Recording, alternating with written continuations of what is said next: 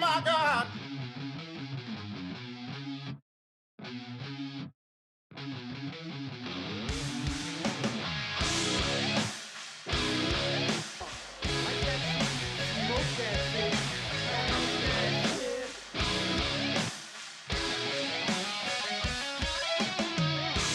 It was at this moment that he knew he fucked up.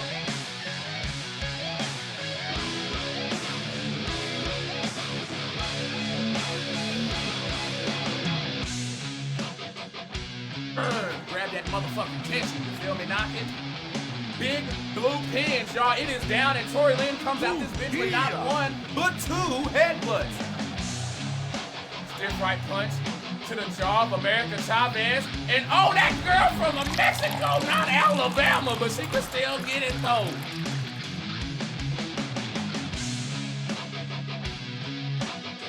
Oh my God.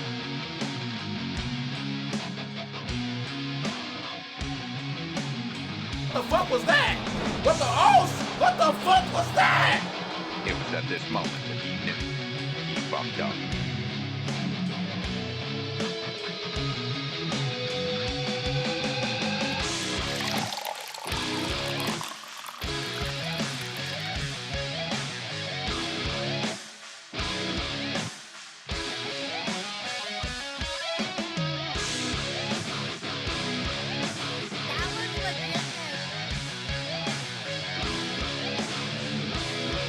Outlaw. He's on top. You've seen a bunch of people get caught out the air, and what did I tell you?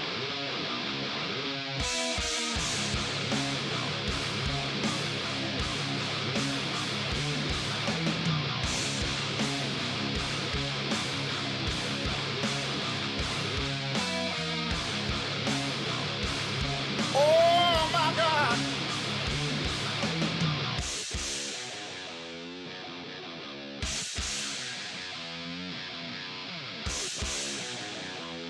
It was at this moment that he knew he fucked up.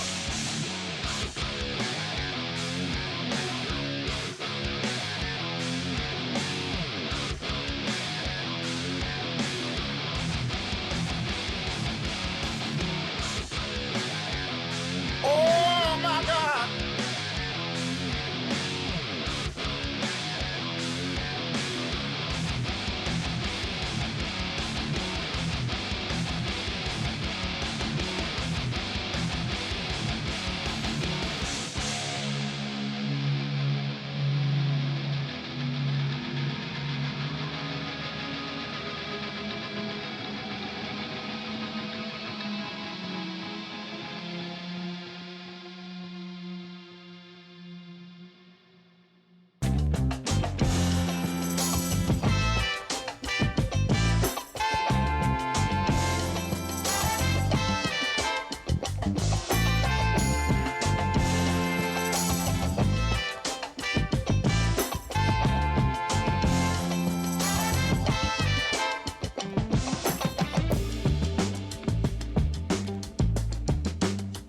I'm gonna just bust up in the motherfucker and go there.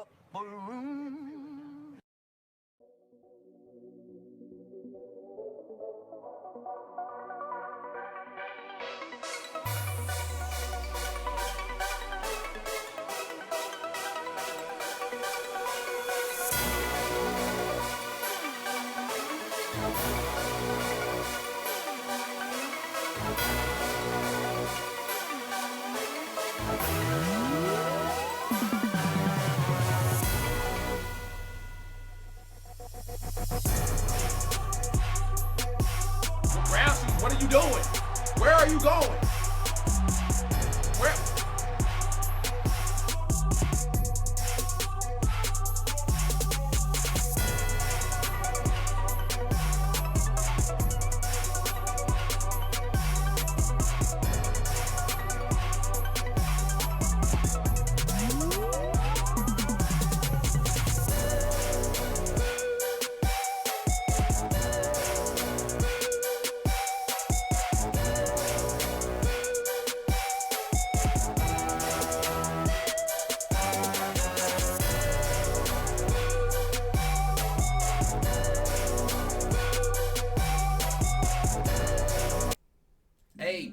y'all? Thank y'all so freaking much for sipping with your boy. Hey, I am your mother freaking host with the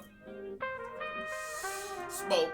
Y'all know how we do things. Thank y'all so much for sipping with us. This is Speaking of DTKA Promotions. Here what we do, we pretty much, you know, talk about pretty much everything DTKA Promotions. All the shit that goes on Sunday, the promos, the beefs. Hey, and if you are, whether you're a sipper or you somebody in the locker room, feel free. Make sure y'all call into the show. All you got to do is hit my inbox, message Q, we get at you, and then you can call into the show. And we also talk regular wrestling. Y'all, I got some NXT and some Impact Wrestling that I threw up in this thing for us today, y'all. So we gonna be doing that.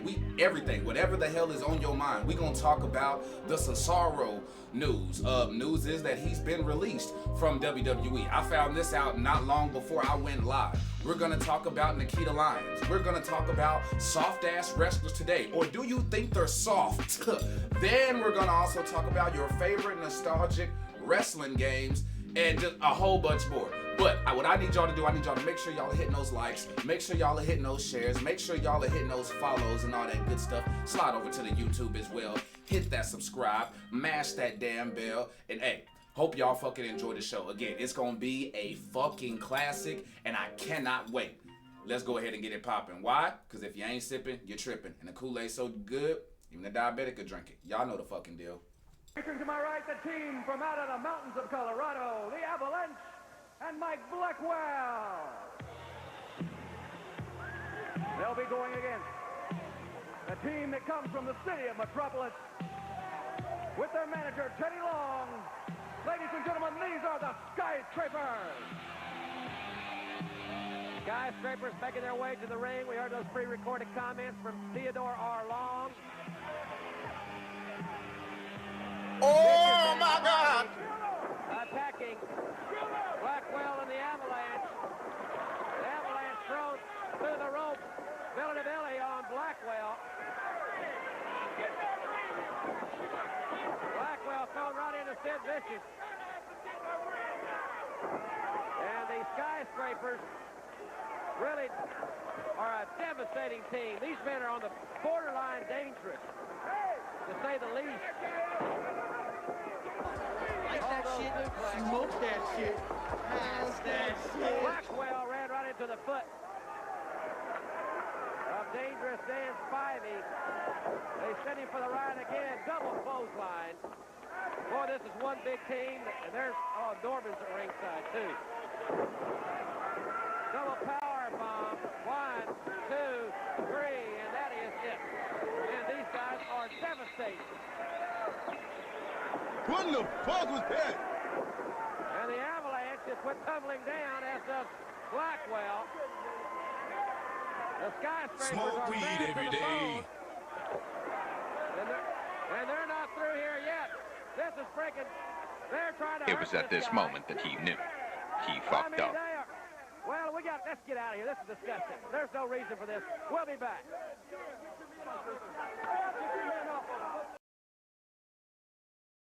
That was legitness. Pull up, y'all. How the hell are y'all doing?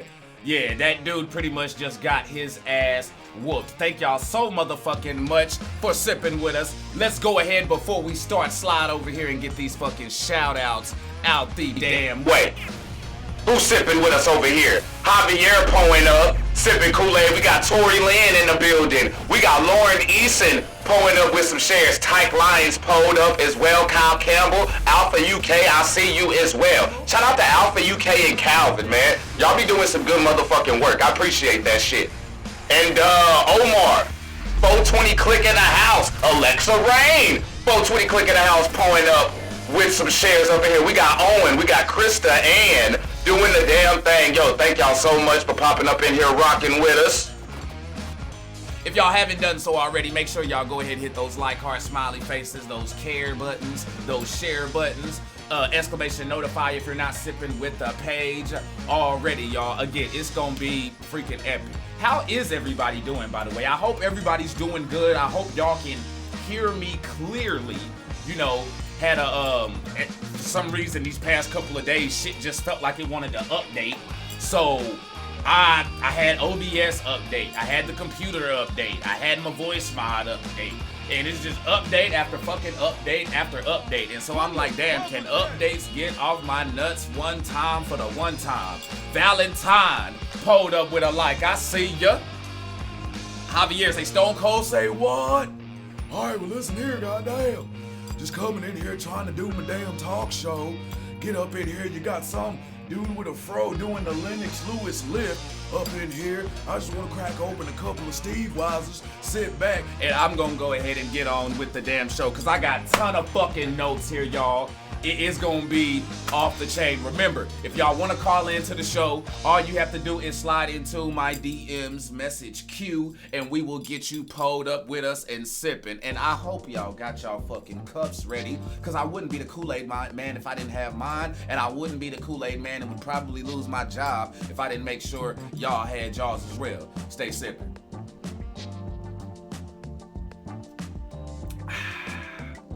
Going good. Majaya, my night's going good. Cedric's like that damn Sid. So y'all, I'm hoping everything's good. I hope my vocals, the music, everything is just right for y'all. We gonna go ahead and pop this off. Actually, before I do, let me go ahead and check the, okay, so right now, lines are good. First thing I wanna pop off with right now. That boy Michael said, hold on, Michael says 2K22 needs to hurry up. Yes, the hell it does, man. But at the same time, bro, I'm eager to just make sure everything works, because trust me, if everything works, hey, as soon as we get the belts and characters and stuff over there, we gonna be up doing our damn thing. So if it's legit and it's not as buggy as 20, we will be doing the damn thing, but we will be sticking with 19 until we find out officially.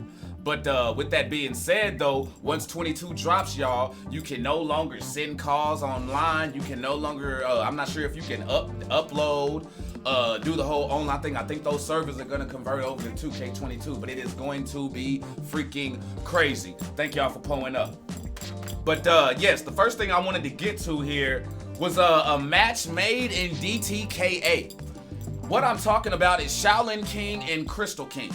Y'all know who the fuck they are. Y'all just saw Shaolin King put Hades through a table. Y'all saw Crystal King get her dub, her first dub against Tasha Rodriguez, which I like Tasha, but I'm also happy for Crystal because we saw how she got screwed in the at the Super Bowl, and then able to bounce back and just really prove herself. So shout out to Crystal for that, and shout out to Shaolin King for doing his damn thing. Also shout out to motherfucking Yellow Mountain pulling up in here with a like and 2 shares. She dropped the deuce on those shares. That's what I'm talking. Wait a minute, that didn't sound right. That didn't sound right. I'm sorry. I was talking about a female. That didn't sound right. But I appreciate the love though. Thank you, thank you. Look at that. Michael coming through, got China showing and pull up. That's what I'm talking about. But what I loved about this whole match made in DTKA thing with Crystal and Shaolin King was the fact that they both got their first dub in DTKA on the same damn night. I mean, just ain't that something just when you know what I'm saying, you just get to talk about over dinner and shit like that, when you just sit at the table, you know, you're eating your sides, you know, she's eating her sides, probably going in on the meats and stuff, you know what I'm saying? Like, that's just cool as fuck. Y'all come into the promotion at the same time, y'all debut at the same time, and y'all get y'all's dubs on the same night. That's just that was cool. That was cool as fuck to me. So I figured I'd go ahead and give a shout out to, you know what I'm saying, to both of them, you know what I'm saying, the kings and the queens of that right there doing the damn thing. Alpha UK says all servers are closing for 22 to be one large server, but I'm worried it will be a big strain being cross-platform, a huge amount of uploading and downloading by the whole 2K community.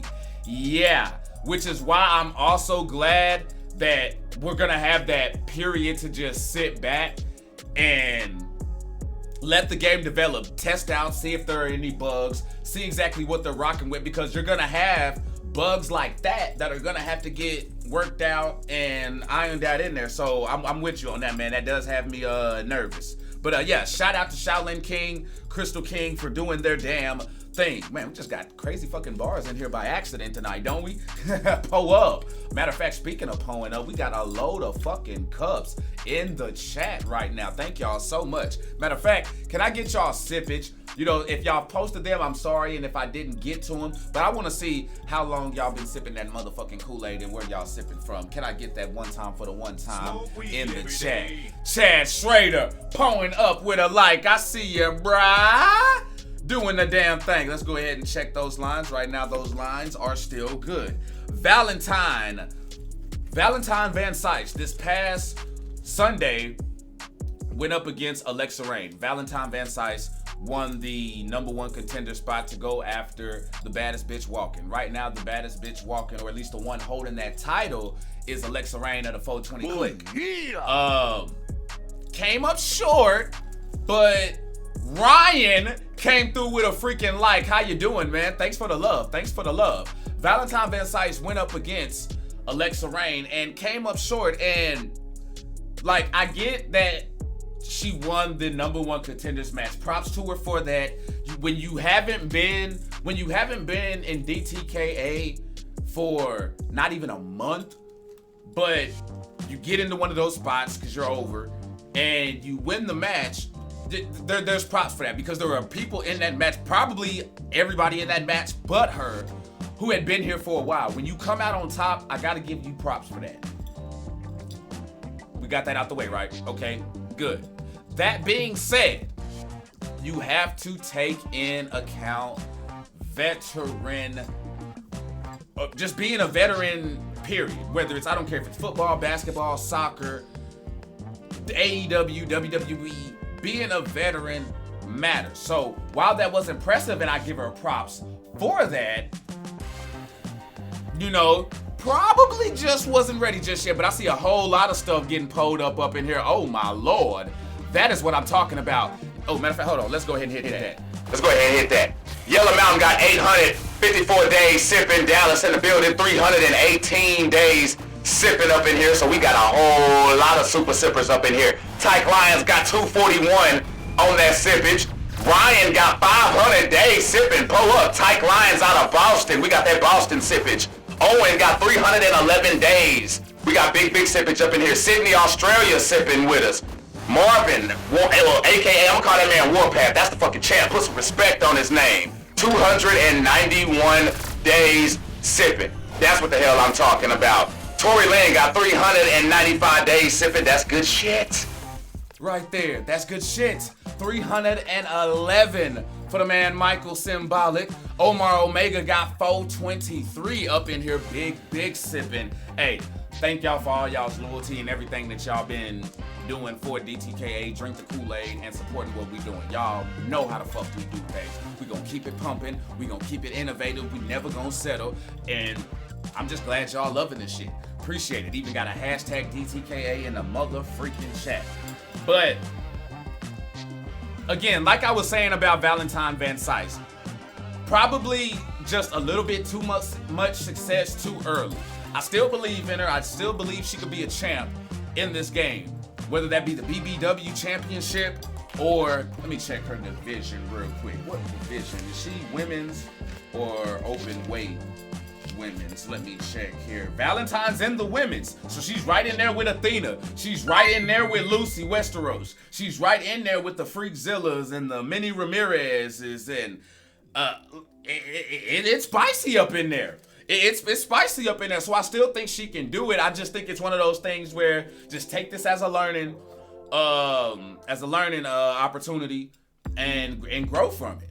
That's what that is. We got hashtag LFS in the motherfucking chat. We got hashtag stay sipping since Big Pippin. You know how I do. Alexa Rain got 123 of them things. Damn. Solidus up in here pulling up with 101 stars. I mean, had the leg just up. You feel me? Already, man, you a real one for that. Appreciate the love and pulling up those stars. Appreciate that. Thank you so much. Can we get a hashtag Solidus in the chat or a hashtag Danny, whichever. Just spell it correctly. Mars, how you doing, man? Pulled up with that like. Next thing I want to get to here, y'all. This Elijah Church and El Numero Uno situation. Pull up with your boy. Hear me out. Me personally, I feel like this Elijah Church feud is the perfect feud for El Numero Uno. It's the feud he needs. He needs somebody like Elijah Church right now to come through and test him, you know, get at him on the mic and shit. And I really feel this could benefit El Numero Uno. The thing is though, can he do it? Do y'all think El Numero Uno can overcome the family? They've been playing dirty games. They got Bishop over there. They got Elijah over there. They got the Mercer boys over there. They got Julie over there. They got Mariah over there. So like they pretty deep, you know. I mean, kind of a little bit too deep to be living in a 2-bedroom, but you know what I'm saying? Like they deep over there. They deep over there. And I know there's the 420 click, but can El Numero Uno overcome this Elijah situation, y'all? I really want to, you know what I'm saying, get y'all's opinion on that. So, pull up in the chat. I know there's a bit of a delay up in there, so I'll give y'all some time on that to pull up with your boy. God. Oh my God! Oh my God is right. Oh my God is right. Alpha UK Games just pulled up with 300 stars.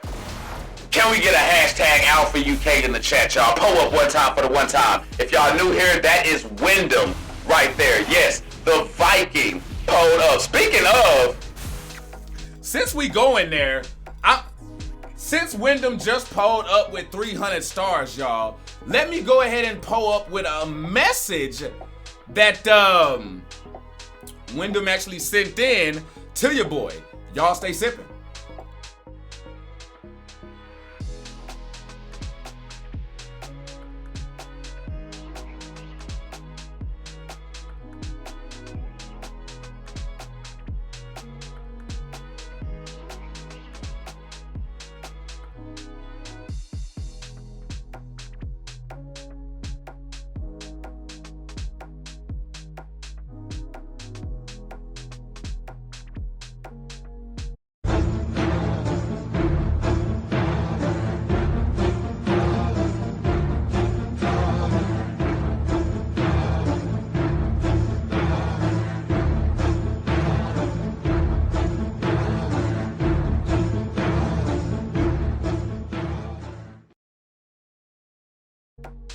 So yes, y'all, at a freaking house show, Wyndham gets on the mic, calls out Wildman. This actually blew my mind, and here's why. This blew my mind because we know Wyndham took the first L, right? Okay, we got that. Pull up. We know Wyndham took the first L. Then Wyndham comes back, bounces back, gets the dubski, right? This is what I like about what just happened here. You have a lot of people who, after they take the L, they bounce back and they want to say, hey, okay, hey, let's run it back. You know, best out of 5, best out of 3, 2 out of 3, blah, blah, blah, blah, blah, whoop-de-whoop, whoop-de-whoop. We know the deal. Wyndham came back and did this after a dub. Y'all understand what I'm saying? My man came out here, called this man back out after a dub. A lot of folks not doing that. Like, hey, I know I got the dub. I know I just came out here and got that W, but I remember that L that I took beforehand, and I don't like ties. So let's go ahead and get a tiebreaker. And Alpha UK, really, I'll give you this, Wyndham. I'm with you on that because I don't like ties either. You see, when I play FIFA, if I get a tie, to me, that is just as bad as an L. Yeah. If I get a tie, I look at that as an L. So, props for that. I see we got big cups up in the chat. I see y'all up in here big sipping since big pimping, since big pisting. Crystal pulling some up. Yellow Mountain pulling some up, doing the damn thing. Alexa Rain says, remember, if the family mess with one of us, you mess with all of us. That is true. That is true. But like this, there's one female in the 420 clique, right? Family has 2. You go to Elijah, Bishop, Jax and Colt Mercer, then that's 4 right there. So the numbers games is a bit off, but now that I think about it, Omar Omega did beat 2 motherfuckers at the same time, and that would be the headhunter. So with the count not being really off by that much, it can still go. You know what? I'm here for it.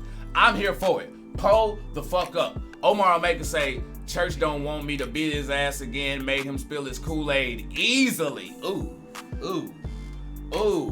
That man say he crossed division talking shit right now, like, hey, you don't want no problems. That man getting his little scrappy on. I see you.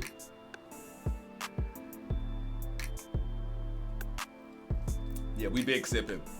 Remember, y'all, if y'all want to get up in here, call in on the lines, all y'all gotta do is message your boy Q, slide up into the motherfucking DMs, and we will get you in.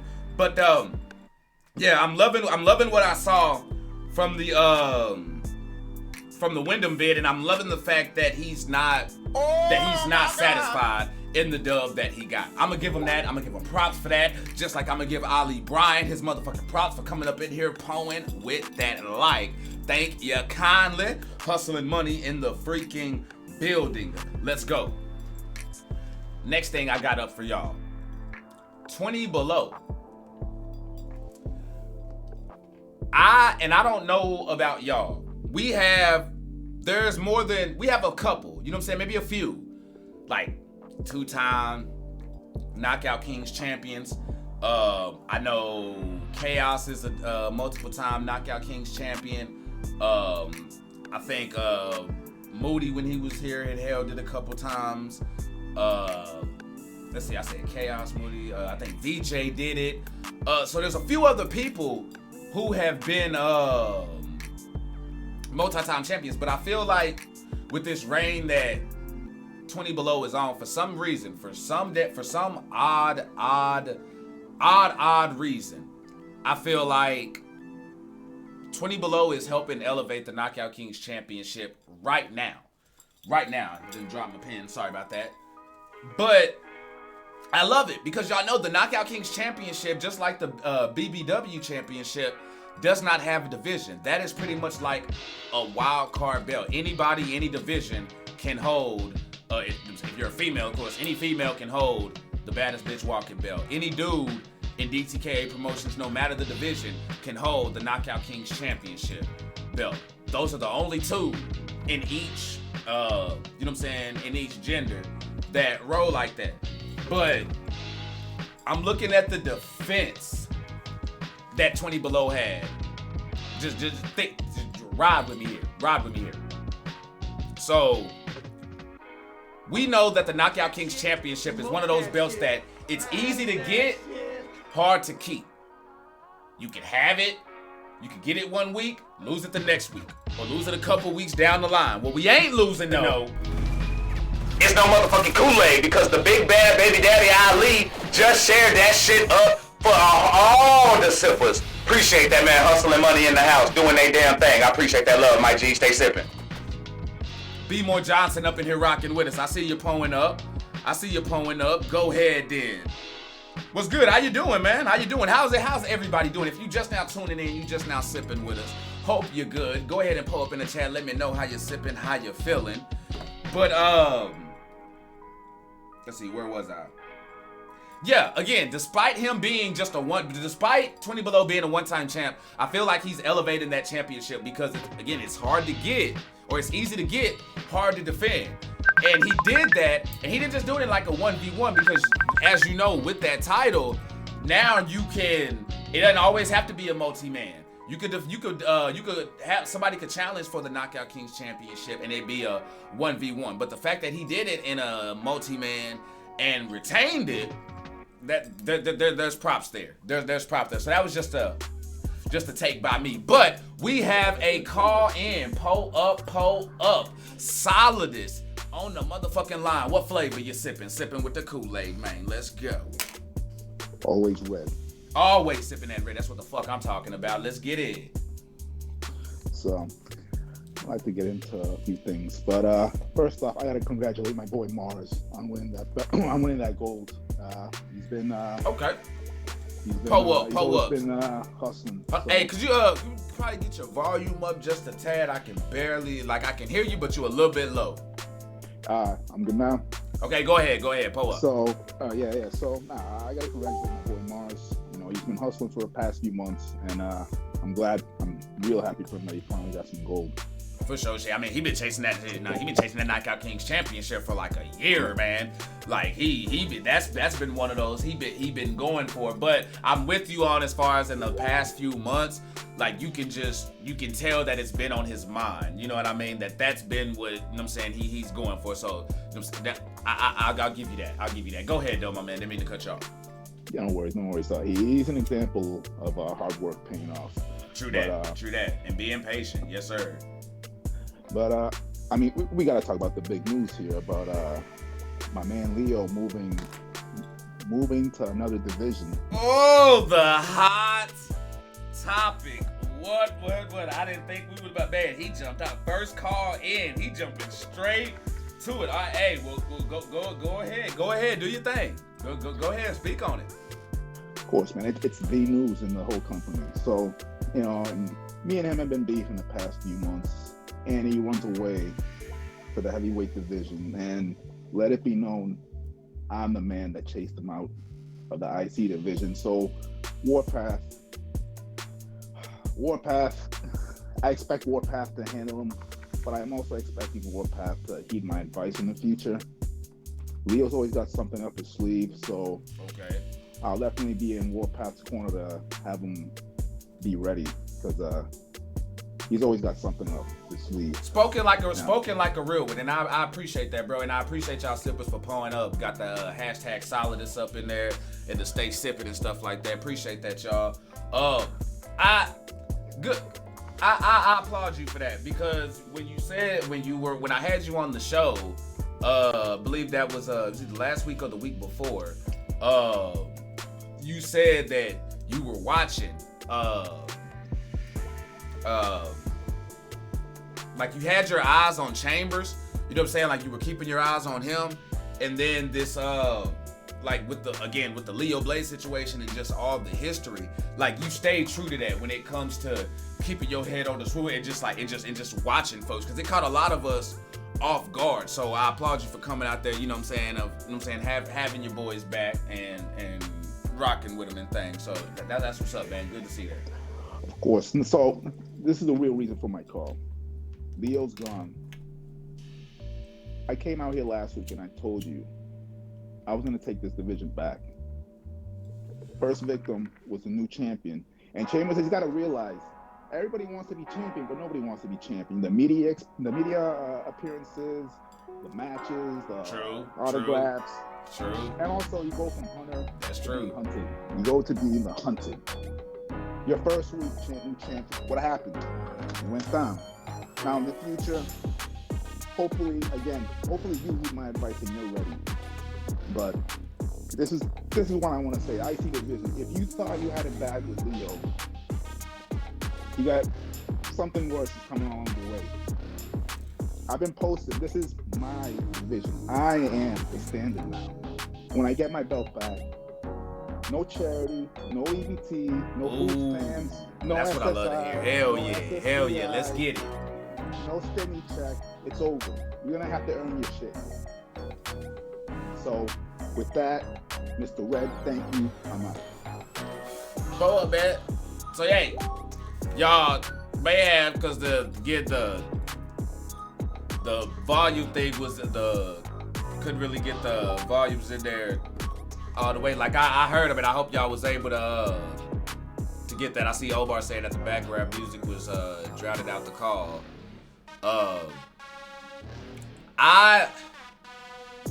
I'm rocked up. Put it to you like this. I'm rocking with Solidus. Like I'm rocking with the goal. I love the goal. You know what I'm saying? And I love the determination. And I also love what he said as far as, you know, ain't gonna be no charity this time. You know what I'm saying? We're not doing no Salvation Army type deal. We're not doing no donations. We're not doing no giveaways and things like that. I love, you know what I'm saying? I love that he came like that. But one thing I'm not sure, and I wish I could have asked him this while I had him on the line, was you got Omar gunning for Chambers right now as well. So that seems to be a complication right now. Like, both are going after Chambers right now, and to get to Chambers, they're gonna be in each other's way. I'm very interested to see how the hell that plays out. Very interested to see how the hell that plays out. Because is Solidus gonna have to go through Omar to get the Chambers? Is Omar gonna have to go through Solidus to get the Chambers? Are they all gonna have to go through each other to get the belt? I don't know. There's so many different possibilities and ways that shit could go. There's just, it's fucking wild. It's fucking wild. Alpha, it says, now my video aired. I posted it to the page in case Alfonso missed it. Yeah, pull up. Hey, man, let them know. That's what I'm saying. That's what I'm saying right there. Go ahead, man. Appreciate that. B-Moy says they hold in hands. Oh, man, this guy. Pull up. Yeah. Solid says they can be in each other's way. The belt will make its way to me. Okay, so he saying he not tripping. Solid says he's not tripping. He doesn't give a damn who's right there. So, Omar, Chambers. I would say I hope y'all listening, but I know y'all listening. I know y'all pulling up. I'm actually kind of low-key waiting for y'all's response in the chat and shit right there to kind of see where this shit goes.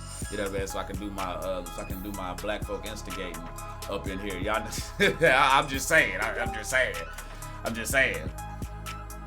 Warpath says, is it going to be Chambers though, or Ghost? I don't know. I don't know. But hey, speaking of Omar Omega, calling in right now, pulled up with the Kool Aid man. What flavor you sipping? You know I'm sipping that red. It's your boy Double Omega. Hey, that's what's up. We got Omar Omega in the motherfucking house, y'all. Hey, sippers, let me know if y'all can hear him clearly as well in the chat. Go ahead, man. Do your thing. So obviously, I'm watching like everybody else is. Pull up. I understand the dilemma, and I spoke to you, boss man, before, and I said, I know that Solidus has that perk. When he's going to use it, who knows? I know he's saying he's sitting back and he's watching this and that. Right. My thing is, I don't give a fuck. I'm going to beat Chambers' ass regardless if it's for the belt or not. That's going to happen. He's talking a lot of shit and making no sense. He talk out his ass. You know what I mean? Damn. Hey, Chambers, I know you say you here, so I know you hearing this. I know you hearing this right now, my man. So, first off, he think he gangster, man. Just because you play Wu-Tang music in the background during your promos don't mean you in the booth. Like, shut up, bro. Like, I'm so done with this dude. He need to get dropped ASAP. You know what I mean? As for Solidus, I already got one up on him. I beat him in the Big Blue. And it was actually a pretty quick match, and he knows that. Oh, y'all got photographic memories. I love that shit. That man took it right to the he fucking pinged the location like, hey, it was Big Blue, bam. Like, okay, for sure. Pull up. Go ahead. Yeah, this was right after I got screwed out of the Labors of Leo. My first opponent you're was right. You're right. This was my exactly. Solidus was my first opponent, and this is when he was just coming in. So I can't even shit on him, because for him to be put up against me as one of his like first 4 matches, that's some shit. You know what I mean? Real deal. Thanks for that like, bro. I appreciate that. Go ahead, man. My bad. You know what I mean? And I beat him, but now he's a different fighter, like he said. Yeah, I give him that. He has matured. Y'all have held that belt now. You know what I mean? Actually, I've never held the IC title. At this moment, this is why I want the goddamn belt so goddamn bad. You know what I mean? Oh shit! Word. Yeah, I won the Knockout Kings Championship my first 2 weeks in the promotion. Oh, you're right. My bad. I was looking at the division. I wasn't looking at the actual. Hey, damn, you're right. Yeah, you talking about books exactly. at all, bro. Yes. Damn. So shit. So check it. I won the Knockout Kings champion first 2 weeks in the promotion. A week after that, I won the tag titles. I was the only person to hold 2 titles at once when that shit ain't even supposed to happen. True that, bro. Had motherfuckers coming at me. She's like, what the fuck are you doing? Like, what the fuck? I just work here. Hey, it is what it is. Omar Omega, the only double champ in history. Let's get it. Yes, sir. You know what I mean? But hey, like I said, if I need to go through Solidus to get my title shot, it is what it is. Like I said, I got one up on him. That was the past. He's a better fighter now. It'll be an honor to hold the ring with him. Let's get it. If that has to happen, boss man, make it happen. Yeah. But either way, I don't care where I catch Chambers. I don't care where I catch Chambers, bro. In the back, I'm gonna catch him out the limo, the raggedy ass limo that he got up in there, motherfucker. He a bitch. He a bitch. That's it. Damn, my man, fuck shots fired. He unloaded the whole goddamn truck. The whole have a problem. Yes, the whole time he was talking about everybody, he bitching about his title shot where he lost to Solidus and all this bullshit. Yo, he's the one crying out talking about, I got to hold hands with Solidus to beat his ass. Listen, Solidus was probably pissed that I ran up in that match anyways because he wanted to get his hands on him too. I just did what I had to do to make a fucking statement. I made a bitch look like a bitch. That's all it was. Damn, hey, I feel you on that, man. I love the fucking fire. Pull up with us, man. Stay sipping, bro. And I'm interested to see what this shit what it leads to, man. For real. Yeah, no doubt, man. Hey, if you ain't sipping, you're tripping. And Elijah Church, watch your motherfucking mouth, homie. That's it. Y'all heard it, Omar Omega, letting it be known what it is. Yo, shout out to Perry. Shout out to my man Redican with that pouring up big cups. You know what I'm saying? My man Perry out there in Australia is well ripping. Y'all know those kangaroos stay strapped. So thank y'all, man. We got folks sipping with us all around the world in this thing. We got the UK, we got Australia, we got US of fucking A all over the place. Thank y'all. Let's get it, y'all. It's fucking on fire. It's like, yo, it's popping. So are y'all rocking? Are y'all rocking with what? I ain't gonna lie. When Omar Omega talk, bro, that shit get me fired up. Like, for real. With my man, anytime you get a mic to Omar Omega, and that's like playing some Lil Jon in the club. You know what I'm saying? But hopefully they don't treat it like Lil Jon and ban it. You know what I mean? That shit just give me, cause you get a Omar Omega, you know what I'm saying, promo, yeah, you know what I'm saying, be up in that bitch, just start bucking and shit, like, bruh, that shit is fucking live. But I love what he said. I'm hella interested to see where this just Intercontinental Division thing goes. I mean, from the Chamber situation flipped everybody off, and maybe the Chamber situation has something to do with the Leo Blade situation. I don't know, but then the Leo Blade situation leads over here, which then leads to somewhere. Shit is it's bonkers, man. It's fucking bonkers, man. It really is. It really is. Alpha UK, Wyndham can fuck with that no fucks given approach. Okay, already for sure. Respect. You feel where I'm coming from. Warpath, I see you. You feel me though? You hear me? You feel me? Look at that, and you got Kevin on the motherfucking ad-libs pulling up. I see, that's what the fuck I love to see. My man Redican got 1,684 days sipping, and he's shooting dice. Solid is 213 days sipping, pulled up. Hey, man, y'all are some Hall of Famers, for real. Y'all some super sippers, for real. Chambers saying he's the greatest champ. Fuck out of here. You ain't a champ until you defend it, so let's get it. That's the real test. Ooh, shit. He wants it. He wants it. But like he said, though, with this Solidus situation, how that's gonna go, because I saw Solidus pull up in the comments and say he's with it. He has no problem going against Omar Omega again. So do they face off to see who determines Chambers? Do they face each other in a triple threat match for the title? Do they, like, what happens there, y'all? Do they both face the champ, and whoever gets the dub over the champ, then that's who gets the title shot? Or if they lose, they don't get the shot at all, and if both of them lose, then they don't get, I don't know. Like, again, there's just so many ways that this, man, you gotta love it. You have to love it. You gotta sip it too. That's why you got a cup. I pulled that up. Made it myself. Let's go ahead and keep it going, y'all. And this one, I'm actually gonna pull up a poll for. I'm gonna pour up a poll on this one. And let's see here. First, I'm gonna activate the poll, and then I'll ask the question. That all right, Chop? Already. There we go.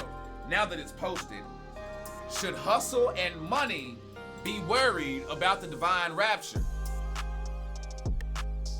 Legitimate question. Do y'all feel that Hustle and Money should be worried about the Divine Rapture? And my reason for asking that is Hustle and Money got the dub over the Rising Suns last week, right? They got the loss in the warm-up. You know what? Fuck that. Fuck that. See, that's why I can't get it out, because this isn't even one of those where you're doubting hustle and money. Because right next to that, if I just look down at my fucking pad, there's a reason why I wrote this shit down. Is the Divine Rapture ready for the gold? Is the Divine Rapture ready to take that strap away from the big bad baby daddy Ali and Sir Sky Ryan? Is that gonna happen? Do y'all think that they're a threat to that? Because the Divine Rapture are kind of in that. When it comes to the tag division, I can see them kind of in that Valentine Van Syght situation. But, like, they've been here a little bit longer. But let me see. Pull up their record real quick. I got it sipping right here. The Divine Rapture is 6-7. 6-7. They have the same record as the Headhunters right now. Well, actually, hold on. I take that back. I actually got to go through an update from this past Sunday. So once I go through an update from this past Sunday show, that will be updated. But still, record still, you know what I'm saying, is on the come up. But they're going for that. They're going for that shot, because y'all know how it is in DTKA. While your record matters, participation matters as well. Because you could have a losing record, but because of your participation and how active you are, hey, you could be next. And that's what I love about it. That's why I love working here. That's why I love doing my motherfucking thizzle. Shout out to Titan, pulling up with that like, stay sipping. You know what I mean? Hashtag crack bottle boys doing the damn thing. He says, Tyke sounding like a bitter ex. Oh, shit. Wait, what? Let me see here. Let me pull up and see if I can get some of these responses. Yellow Mountain, I see you with that 854. He says they give each other golden showers. You seen how Tyler and Wesley be playing crack as in their interest. Oh, shit. This guy here. He going in. We got a hashtag DTKA. Because the Headhunters want it to be them. The Headhunters want to be the ones who get those straps back. Because don't get me wrong, the Headhunters would love to be tag team champions again. I'm sure if they face Hustle and Money, or not Hustle and Money, if they face like the Nation, or maybe like the Silencers or somebody, you know, Shit Out of Luck, Powerhouse, somebody like that, they'd be cool with getting the straps back. But you cannot tell me, and you would be lying if you would sit there and say they don't want to, when they get those belts back, they wouldn't want to take those off of Hustle and Money. The folks who took it off of them. You can't tell me that. I know they do. Y'all see the shit talk that they do when they go back and forth. They genuinely hate each other. Pull up. That's what I'm talking about. Yo, Titan, appreciate y'all for dropping in those links. The YouTube, the merch, if y'all want to go get y'all some, doing the damn thing. Thank y'all so much for that. Appreciate that. He says, get rid of them fleas first, Headhunters. Oh, shit. That man say, hey, Hustle and Money say y'all scratching too much over there, man. Let's get it. I love that. See, look at them. They shit talking already in the chat. They shit talking already. They going at it already, y'all. But according to the poll, 71% says hell yeah, 4% says hell no. So y'all think Hustle and Money should be worried about the Divine Rapture? For me, this is a can't pick 'em. Calvin Ricks, thanks for the like, bro. How you doing, man? Thanks for sipping with us. I can't pick this one. I can't pick this one because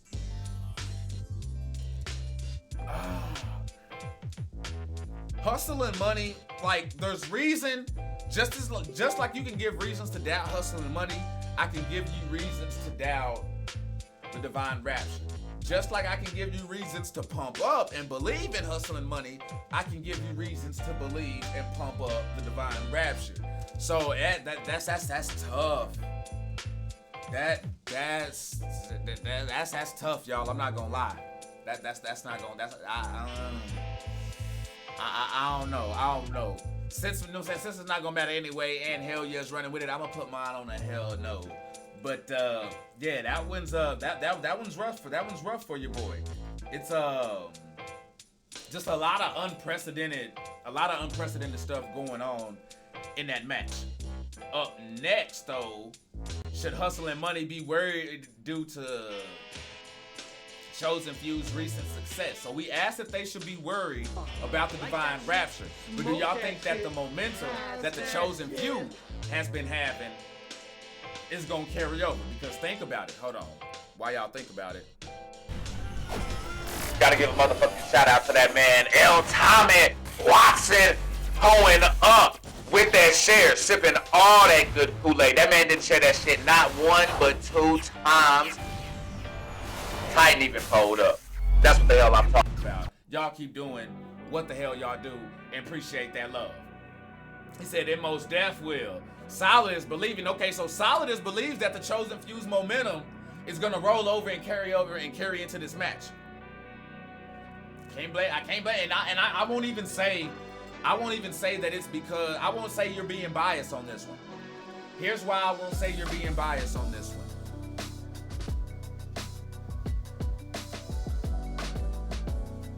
Mars just got the King of the Indies Championship, right? Mars just got the King of the Indies Championship.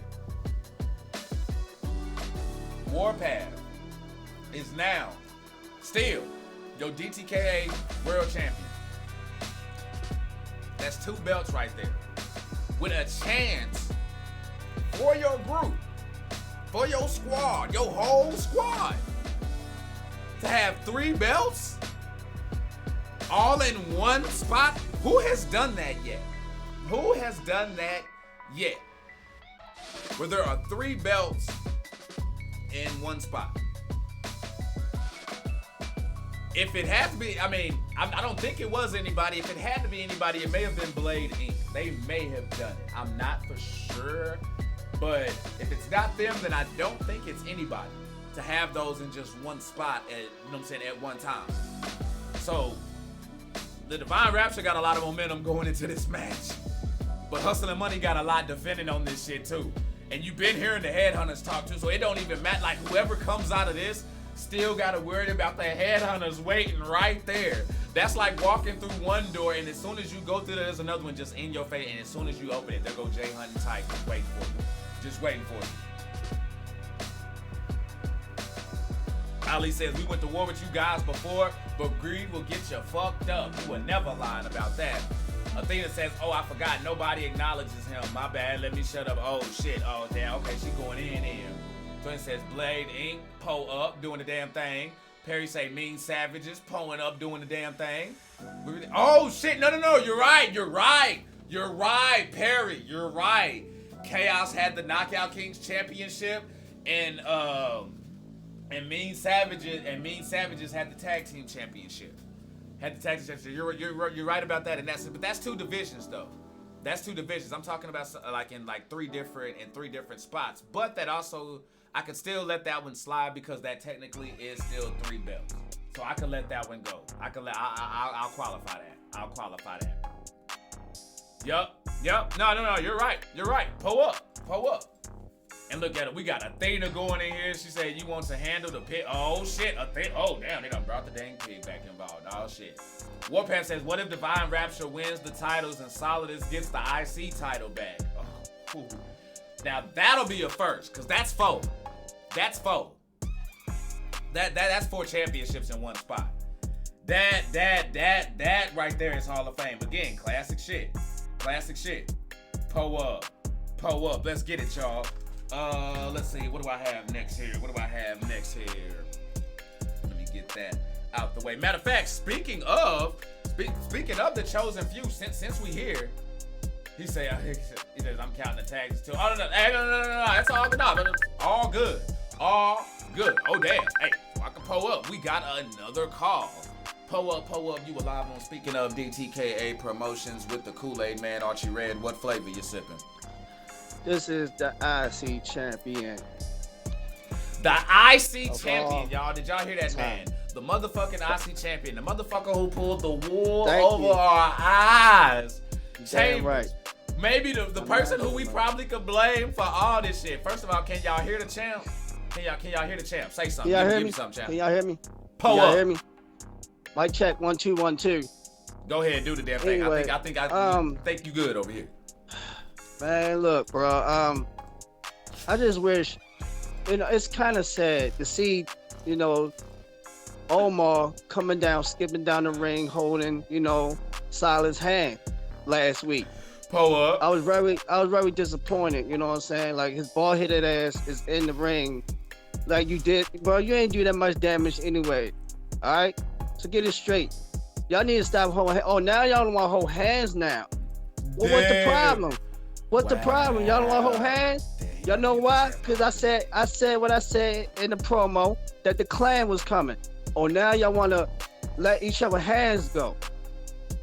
Ain't that something? So I put it like this. Y'all two face each other. Whoever wins, get me. That's it. See, I try to be nice with Omar. I tried. I know he never had an opportunity for this belt. Fair and square, like, one-on-one. Like he just said. But his bitch ass, want to keep on with this bitch. I never see a man just say bitch so much in my damn life, bro. Never. Damn, Solidus with a dig right here. He said the IC champ already called in earlier, so I think he already claimed it there right there. I think that sounds like a king me right there. That sounds like a king me right there. No, I think the boss might gotta find who the fuck that fake ass person is and escort his bitch ass out the fucking arena. The same way he ran up on Ghost. So we gotta find out who that punk motherfucker is that claiming something that he's not supposed to be. So I don't think that's Silas talking like that. I don't think that's him. I think that's that Omar. I think that Shadow Omar bald-headed ass, you know what I'm saying? Talking that shit with some of that shit, bro. They like y'all some hood motherfuckers, man. I'm just saying, bro. Man, you know what? I'm gonna have to get with our you know what? I am the head of talent relations, so I'm gonna have to get with my squad. You know what I'm saying?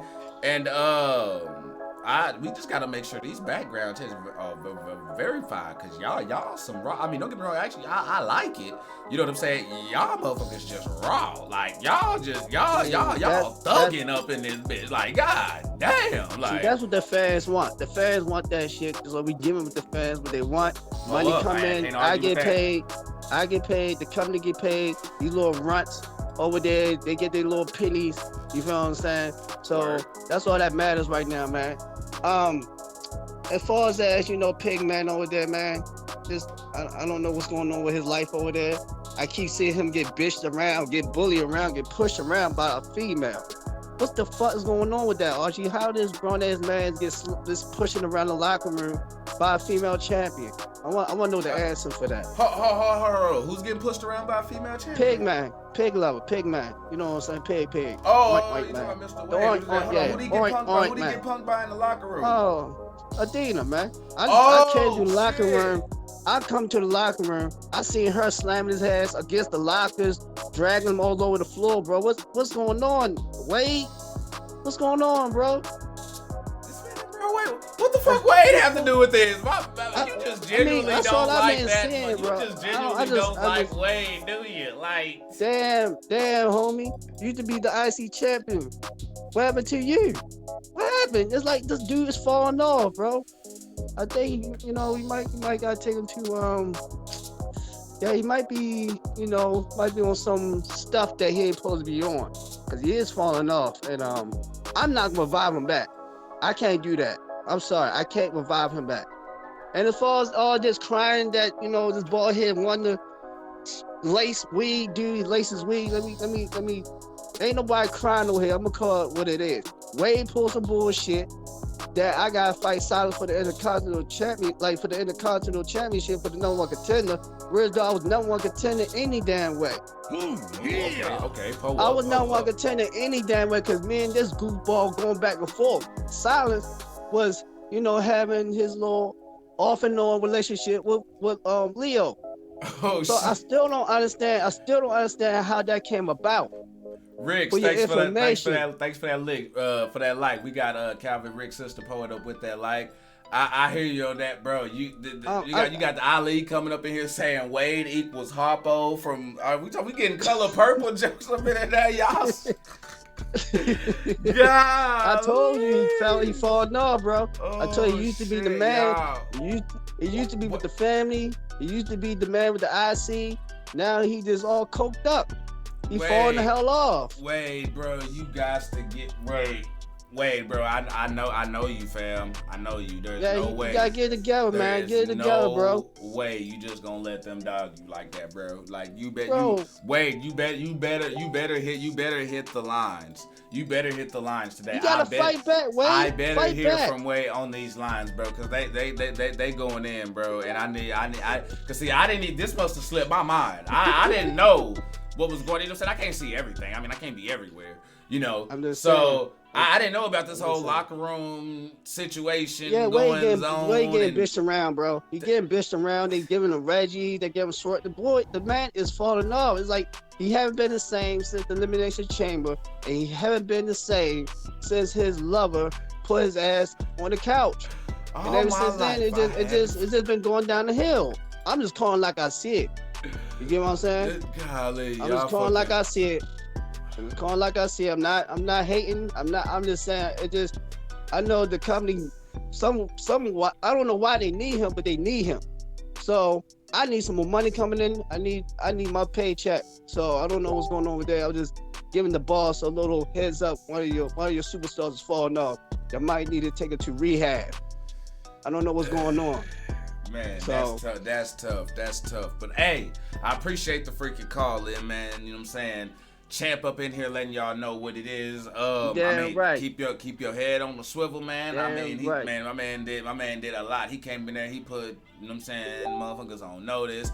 Came in here with a little bit of that Dave Meltzer. My man came in here, did the whole damn thing. But hey, it was entertaining as fuck. So, you know what I'm saying? Keep pulling up, doing your damn thing. You know, so I just want to say, Omar, bro, before I get off this line, bro, you know what I'm saying? I want you to understand. You know, you could try to reach for the stars, but always remember that record, 3-1. 3-1.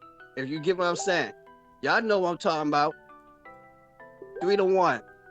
That means you ain't getting that damn close to this damn belt. Oh shit. All right, I'm gonna keep on beating your ass up. So you don't want to talk about that part. I'm a bitch. Yeah, cause this bitch that you claim that I'm a bitch, they keep beating your bitch ass up. So how much I'm a bitch if I'm beating your bitch ass up? Ooh, y'all, hey, golly, y'all. Case closed. And I'm off of here, man. I don't want to hear no more promos for him, bro. You better win your next match for me to respect you, bro. Get the fuck out of here, man. I'm out. Dang. That was legit. That shit got really real. Pull up, J Real. Pull up, Scott Wade. Y'all, it's going. He say it's going off the rails. Omar say 3-1. You old crack, bro. He say, bro, you struggling. He say, wait a minute, huh? Like, oh damn, it's just going all over the place. So we got Omar Omega questioning the 3-1 that Chambers is talking about. Athena's like, wait a minute, huh? She's going off. You got Ali's like, oh damn, he know what that mean. He know what that mean. Solid says, I'm the division's daddy, emperor, king, El Jefe. Oh shit. Okay, so they getting really real then. Like that shit, smoke that shit. Pull up, J Real Banks with that share. Scott Wayne Stevenson with that share as well. Appreciate the love, y'all. Let's get it. Already then. Go ahead and do the damn thing, y'all. Let's see what we got next here. So, yeah, Mars and that motherfucking king of the Indies division finally grabbed that damn title. And that's what we were talking about earlier as far as momentum. Yo, George, what's good, my man? Shave Lounge in the building. Pull up. I see all those freaking cups. Look of it. Yeah, I appreciate that. Glad you enjoyed that. That shit is fucking hilarious, though. I thought it was, so I'm glad y'all dig my sense of humor, and I ain't just fucking corny in this bitch. Got motherfuckers sitting there like, yeah, you know what I'm saying? I'm glad I'm funny, you know. But Mars, man, I mean, doing his thing in that King of the Indies division, and it's a long time coming, and finally got it. So I'm interested where things are going. But we have a caller. You are now live on Speaking of DTKA Promotions with the Kool Aid man. What flavor you sipping? How long has it been since I've been last bit on the title scene? I can barely hear you, man. I might as well ask again. How long has it been since I've last been in discussion of the title scene? With the performances that I've been doing with the competitors in DTKA Promotions, you'd be thinking that Mr. Sat would be in consideration for a title shot. Okay, but I would also say I'm with you on that. Here's my thing when I think about what you're doing, Scott. Like you have matches where you have gone out there and you got your dubs, like the Muhammad thing. You know, that's the first one that comes to mind because that's also still pretty fresh. You did your thing there in that series. But there are also times where you know what I'm saying, like you will slip up and get an L. But I with that being said, I don't think any of this is your fault right now. Like I'm with you, you do deserve, you know what I'm saying, a title shot at some point. But the thing with like the King of the Indies division, I don't think it's necessarily has to do with, oh, you still have to improve more or you're not over enough kind of a situation. I think it was just one of those, you know, something just so happened along the way. Pretty much what happened to Mark, the champ now, the guy who has the belt right now, basically what's happened to him time and time again here, where he'll be gunning for that belt and he'll be right there, but then somebody else in their situation gets in the way and now he has to sit there and wait while somebody else gets an opportunity, gets back in, goes for it, slips through his hands again, and then somebody else comes in and has their deal. You know what I'm saying? And kind of like skips the line or jumps ahead kind of a deal. So I feel you on having a reason to be upset. Go ahead. And that's because I am. Because here's my claim. I've been in the business for some kind of time, not as long as the true dedicated, cared superstars in that locker room. But here's my argument. I've been in that ring, in and out of the ring, backing it up. I will slip up here and there, but when I pull up, I am willing to give them a war. Let's go. Yes, that's what I'm talking about. That is what I'm talking about, Scott.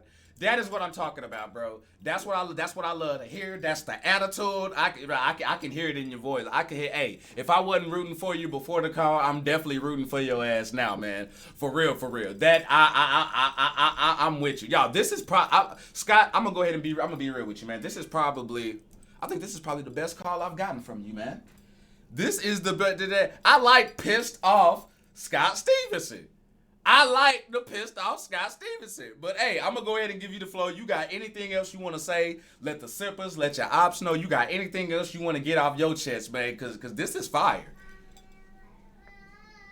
Well, of course I do. Let the competition know that until I get a hold of the brass ring one more time, nobody's safe from my ruthless destruction. This is a warning. This is not over yet. I'm coming, and no one is stopping me. Try me, and I'll break you. Damn.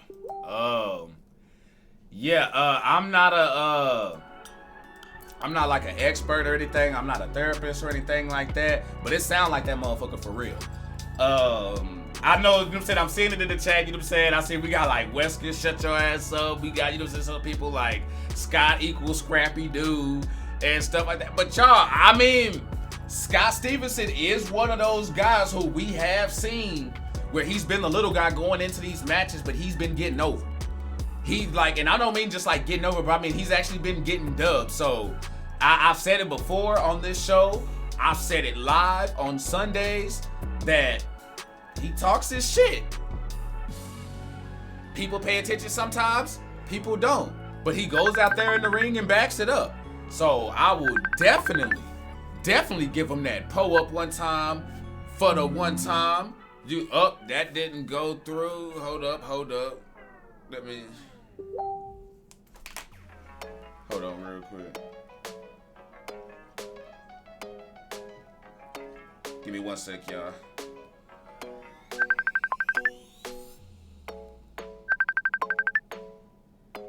Okay, let me get this. All right, there we go. Pull up. You were live on Speaking of DTKA Promotions with the Kool Aid, man. What flavor you sipping? Go ahead. Oh, you know, I just put down that grape. Oh, that man sipping. He's sipping that purple. That purple. Go ahead. This sound like Jay Hunt. This sound like Headhunter in the building. The people's champ is here. Hey, that's what I'm talking about. Hell yeah. Oh, and Claw, thanks for that like as well, bro. Sorry if I'm late on that. Pull up. Go ahead, do your thing, man. Speak your back, because I know you called in for a reason, mate. Man, you know, I've been kind of quiet lately, letting everybody have their moments. I've been sitting back patiently waiting. But I'm here to let y'all know. The sad baby daddy, you've been keeping that belt nice and shiny for us. It's being tight. It's coming for that ass. My man, hey, bro, Jay Hunt, bro. I'm not saying you not serious. It just sounds like you cutting the album with Blackstreet or Keep Sweat in the studio right now. Like you about to drop an R&B album or so. You about to get that LSG part 2, or you know what I'm saying? You got Johnny Gill in the building or what? I mean, you sound like that boy Jay Hunt sound like. I mean, I know Jackie's what that is. I mean, sound like he got. You know what I'm saying? He sound like he got something about like 4 of Mr. Lush's Hustlers Bob or something. I mean, what's really going on? Yeah, man, I'm working off an album called Fresh Off the Sad Baby Daddy Ass and Divine Rapture. And Divine Rapture. I don't even know what the deal with his type. What is his name? Tyler Connor. Dude was talking shit like he gotta be 3-1, 2-1. This guy's a comedian. He only can win when it doesn't count. Now, the one thing that I'm interested in, what I'm keeping up with, is the fact that I'm interested to see who comes out on top. We were talking about it earlier, the Divine Rapture and Hustle and Money situation. Wapalos pulling up with the like, and y'all, we got a new sipper. Hold on, I had this. If I cut something off or I interrupt, y'all know it's for a good reason. Usman, with that sip, y'all, we got a new sipper, so y'all already know the routine. I need y'all to pull those cups up in the chat. I need y'all pulling them things up. Welcome our new sippers to the family and show them how we do things. We talks around here. Thank you so much for the love. But yeah, let's fucking sip, man. Pull up for the new guy. Pull up, man. But what really has my attention, I'm very interested in what happens here with the Divine Rapture and Hustle and Money. But just I can't help but also sit there and be like, dang, regardless who comes out of this match, the Headhunter's gonna be right there waiting. So that's gonna be interesting, whether the Divine Rapture comes out of it or if Hustle and Money goes out. Because it's like no matter what happens, Headhunters and Hustle and Money's destiny are like forever tied together, kind of a thing. William Freeman, pull up with the like. So what are your like? I don't know. That's just really, that really has been. What are your thoughts on this match coming up right now, though? Man, I really prefer Divine Rapture winning. You know, is that because you feel like you done faced Hustle and Money too much, or a thing to pull up with the light? Exactly. Okay. We've been facing Hustle Money too much. It's been an ongoing battle, and we really would like to see what Divine Rapture can really do with the belt. Okay, hold on. Now your tag team partner just pulled up in the chat. He say, or we could get a 3-way going with the Divine. Well, to do that, in order to do that, we would have to get Tyler Connor and Wesley Allen to agree to that. And the reason being, they use their perk to get the championship opportunity. You know what I'm saying? Like when they cashed in first. So if they cool with it, I'm pretty sure the boss would approve that through. You know what I mean? And all that, you know what I'm saying? I'll do my little thing in there, you know what I'm saying, to see if we can do that. So if the boss approves that, we can do that. But if we can't, we just gonna go with what we know is going on right now, and that's the Divine Rapture versus Hustle and Money. But if that happens, because I know you know what I'm saying, your tag team partner just pulled up with it, but is that something that you would be interested, you know what I'm saying, getting in there with, or would you rather sit back and wait and see who does what? History will repeat. We've done that already. So do that again, you already know we're gonna come on top. Man, say, my man, hey, my man he done went from the R&B shit to now sounding like the cool uncle at the barbecue. You know what I'm saying? You know, y'all seen them Spice Adams vids and shit? How Spice Adams be dressed up in that bitch? Hey, that's how my man sounded. Hey, and I fucks with it though. Man. I'm gonna send you some juke in the mail. You know what I'm saying? Go ahead and pop up. I fucks with it, man. But hey, Jay Hunt of the Headhunters, man. Yeah, you got anything else you want to pull up for the sippers? You know what I'm saying? Before I let you get out of here, man. Only thing I got to say is fuck Divine Rapture and fuck Hustle and Counterfeit. Okay, hey, look, pull up then. I'm interested. Very interested to see where this shit's gonna go. As always, man, stay sipping, and we gonna be doing the motherfucking thing, man. You keep doing your thizzle. Aye. Yes, sir. Hold on, let me get this right here. Got that. Actually, Redican, I actually stay sipping with me. Just stay sipping with me, Redican. Just stay sipping with me because I believe this past show we did all titles on TV, but as far as pay-per-views, I don't know. Maybe we'll get some news about that later on. I don't know. You know what I'm saying? Maybe. I don't know. Let's pull up. Tory Lynn. Y'all, let's go ahead and talk about it. Athena pulled up with a like. Joffrey pulled up with a like. Let's go there. Tory Lynn aims to prove that she is the GOAT, or she aims to prove why she's the GOAT, because if you ask Tory Lynn, you ask anybody in Blade Inc., they will tell you that Tory Lynn is the GOAT in the women's division, fuck the women's division out of any division. Because Tory Lynn's not even in that division anymore. She's in her own division. But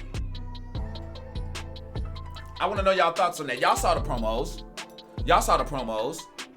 Tory Lynn calls out Athena and Alexa Rain. We've seen the champ versus champ matches before, but have we seen champ versus champ versus champ? I would love to see that personally. Give me that any day of the week. And I mean, y'all just keep it interesting. Y'all really do, because I sit back and I'm like, again, I hate to keep going back to it, but again, the Chambers thing happened. We bounce back from that. Then we get the Sipper Bowl, the Chambers thing, the Leo Blade situation, the title thing with the tag belts. It's fucking nuts. Be More pulling up with the like, and look at that buffet of cups right there. That is good shit right there. That's good shit. But hey, you are now sipping with the Kool Aid, man. On speaking of DTKA Promotions, what flavor you sipping though? Go ahead. Hey, Arch, Cloud in the building. What's happening? Hey, we got Cloud, y'all, and we ain't talking about Claude from the movie Love. We talking about Cloud. You know what I'm saying? Oh, this is a super sipper for real, right here. Go ahead, man. I'm doing fine, man. I'm doing great. Man, what's all that ice and snow y'all got up there holding my stuff up, man? What's that? What? What's all that ice and weather going on up there, man? Got my stuff on in the mail. What's up with that? Oh, man, hey, man. I'm not gonna lie. I woke up this morning, walked outside, almost slipped and busted my ass 3 times. I had to hold on to the neighbor's car to keep from falling. I'm glad they wasn't outside or looking out the window, because motherfuckers probably would have got mad at how much I was on their shit. But like, I had to hold on just to keep myself from fucking falling. And yeah, it saved my life and was able to get back into the building. I couldn't get my fucking haircut today, y'all. Wondering why, do-rag is on. So, had to reschedule. Yeah, I don't like that either, man. I don't like that either, man. For real. I'll be brief. As for Tory Lynn being champ, congrats. The belt looked good on her again. Okay. Hopefully she can hang on to it. Okay. I ain't gonna lie. A lot of these females been handing out a lot of ass whoopings lately. It's getting real out here in the field, baby. Ain't it though? Low. I mean, and bro, we've always known that the women's have turned up here in DTKA Promotions. Like they always do their thing. They always go out there. Like if your ass is ever, which nobody's ever fucking sleep when they watching us. But if for whatever reason you might have, like, you know what I'm saying, probably smoked too much, drank too much, and you know what I'm saying, you just start, you know what I'm saying, falling off, they will wake your ass up. Like the women, no matter what's going on. If you ever thought, okay, hey, I could use me a pick-me-up, just know if it's a women's match, it's about to go there. From the thigh meat to the contact. It's real out there, so I'm with you on that, man. The women been showing the fuck out. The women, this man called me Lil Zane. Oh, hell no. Y'all roasted. God damn. And that's God damn. That's cold blooded. It's only because you take it anywhere, bro. That's there you go. You gotta handle that. It's that's anywhere. cold blooded. Well, man, since y'all motherfuckers well, I mean, you are kind of right. You know what I'm saying? Y'all always did see that motherfucker with his shirt off. You know what I'm saying? So if I wanted to do that, I could do that. So that part I will embrace. But you just said that is kind of a fiery roast. I'll give you that one. That one was good. Remind me to fire your ass up later. Pull up. Go ahead, Clyde. Do your thing, man. And, but yeah, the main division is great. Now, y'all call it the BBW. I call it the Be the Bitch Championship, the 3 Bs. Oh, you know shit. Oh, shit. The Be the Bitch Championship. I'm loving it. You know, shout out to Minnie Ramirez. That's my peoples. Hey, that's what I'm talking about. Yeah. You know what I'm saying? And when it comes to, cause I think y'all talked about, have y'all talked about the heavyweight title yet? I've been a little late.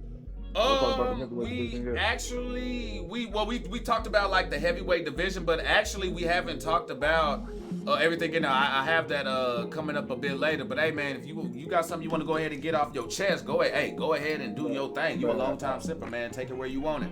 Bro, I saw the State of the Union with what's his face, his advocate. Oh, like the Union joint. No. You talking about the publicist, Leo Blade's publicist. Oh, Leo Blade, baby. Yes. Yeah. Like his daddy, as Kwame Brown would say. This guy. All I'm gonna say to Leo Blade, and I hope he's listening, as a fan, if I'm gonna be the Meltzer about this situation, I hope you have enough ass to handle the heavyweight division, because you looking light. Just saying. Oh, you might want to pump man. a little iron, bro. Like think of now, Arch. Come on, now think about it. Keith Lee, Adam Cole. Look at how that went down. You want to see this man? If this man get knocked in the third row or whatever, he ain't spilling my yak, bro. On God, he ain't spilling my yak. All right. I can't lie, bro. I'm kind of with you on that because I actually got one of the questions I got is you gonna love it, man. You gonna love it because I'm about to get into like just the whole Leo Blade situation. I just don't want to spoil it for you all on the call and stuff.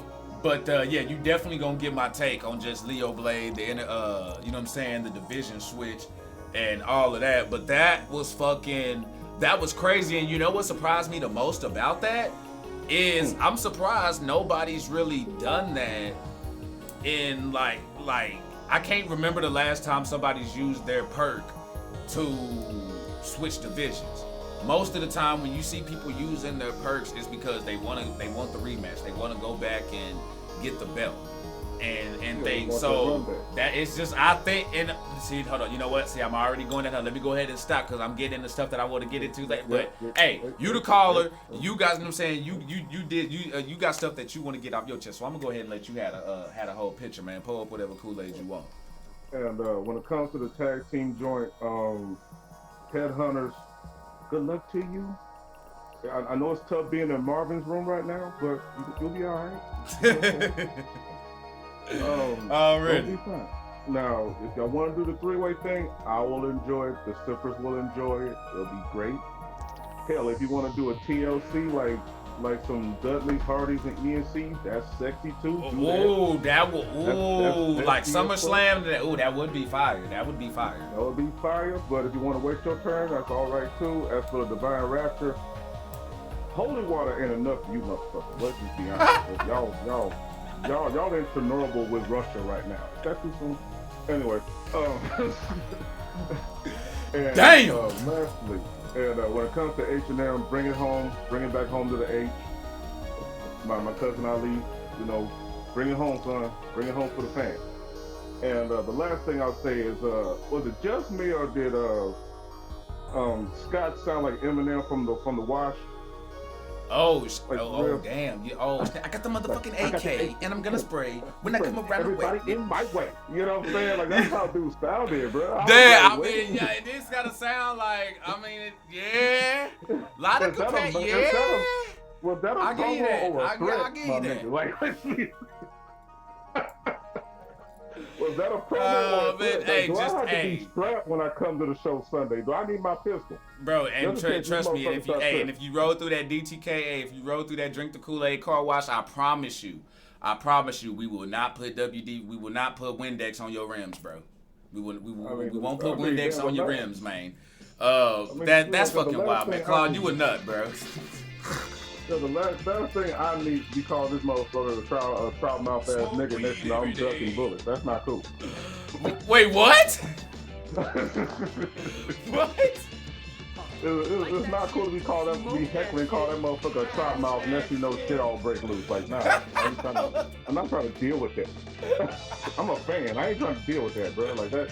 You know, I'm trying to have fun. I'm trying to make sure all these kids sit these little nappy-headed asses down. They spilled my Henny last week. I had to get in one of their ass. Oh, it sound like you be on babysitter duty. Reed, what's up? Man, got me feeling like Mr. Mom. My name ain't Hulk Hogan, even though I say the N-word. Damn. Man, can you keep up with all the names, though? Because, I feel like every time I say his kid amount, I feel like I say a different number every time. 1 minute it's 69, next minute it's 47, it's 23 sometimes, Michael Jordan. But I may even shout out Dominique Rogers, Cromartie, or you know what I'm saying, whatever one of them Cromarties is, Jersey number. I don't know, but are you able to keep up with the names, man? Or are you just as confused as me? He's Sean Kemp right now. He's Sean Kemp.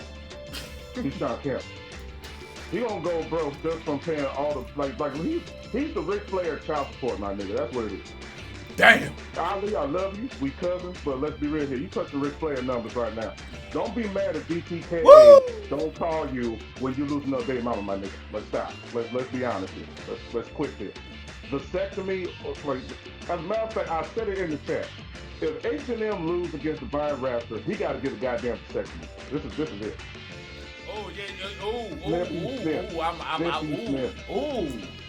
Ali, the big bad baby daddy Ali. Are you with that? Your cousin, your kinfolk put it out there for you already. He say if you lose this match, you know what I'm saying? Yes, I'm gonna repeat it just in case you didn't hear him. If you lose this match against the Divine Rapture, he said you got to get a vasectomy, bro. No more kids. No more kids. You know what I'm saying? Wrap that shit or snip that shit up, B. You know what I'm saying? Because you don't like rapping. Because you don't like rapping, goddamn it. Because, look, I'm tired of your kids. I can't go get my swerve on because I'm helping your black ass out. Like, this is it. This is it. That's an incentive. And that's even more of an incentive for you to keep your belts this time. Okay? Because you got rid of what's-his-face. People like this. Anyway, so DTK, love y'all. I don't want to take up no more of y'all time.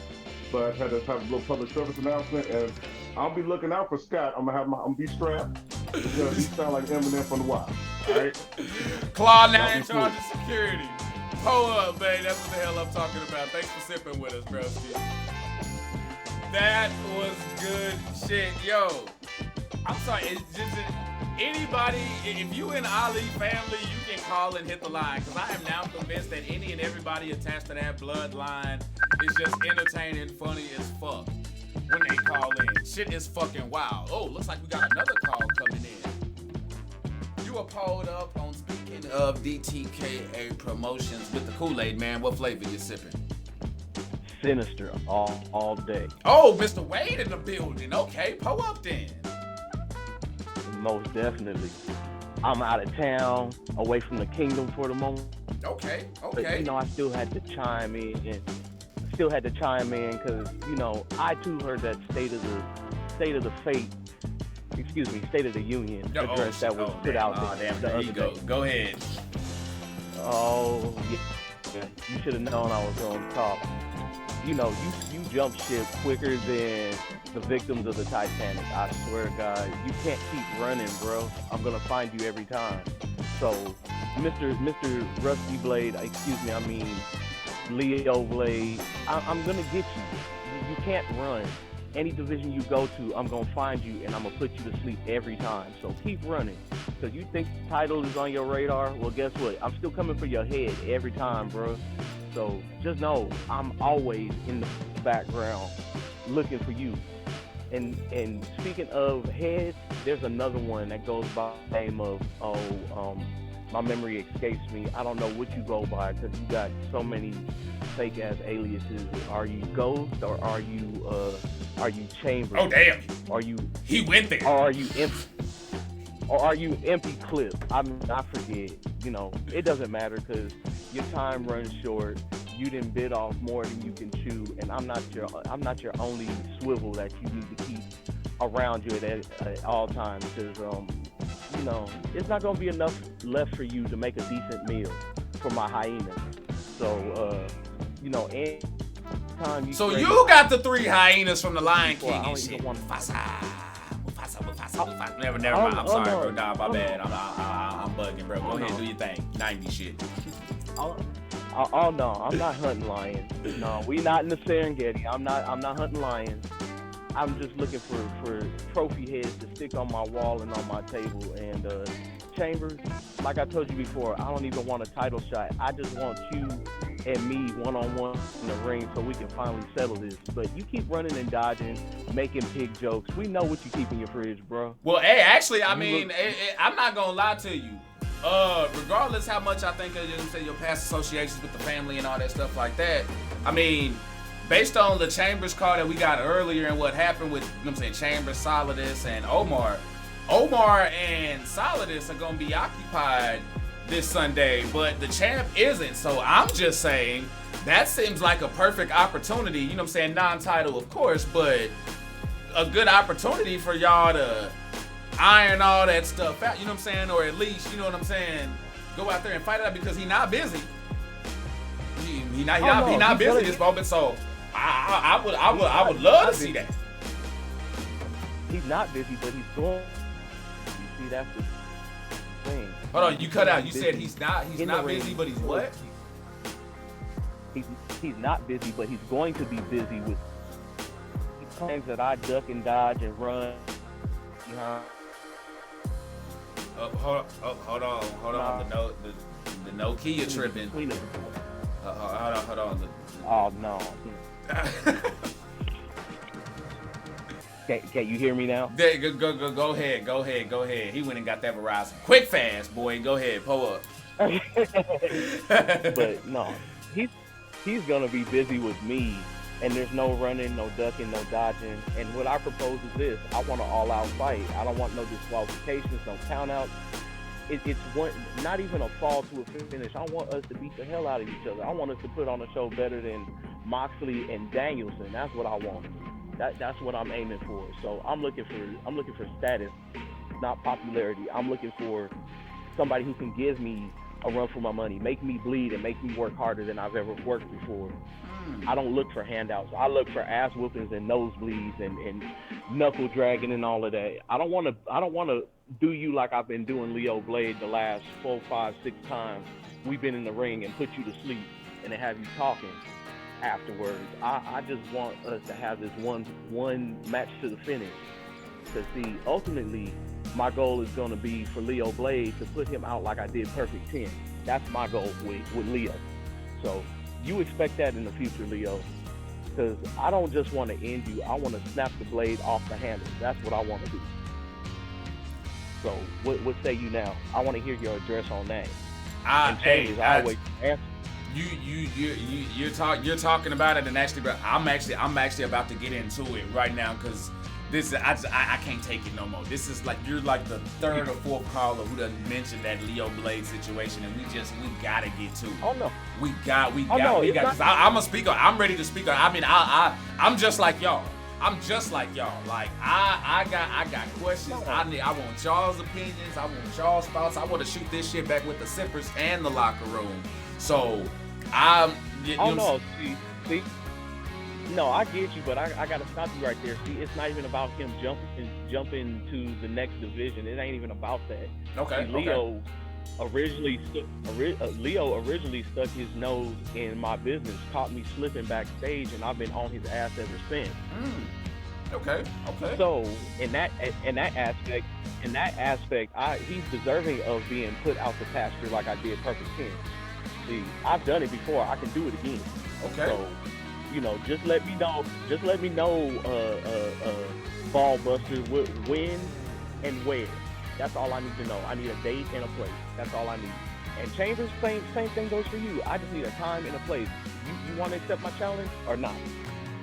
Whatever stipulation you got, let's go.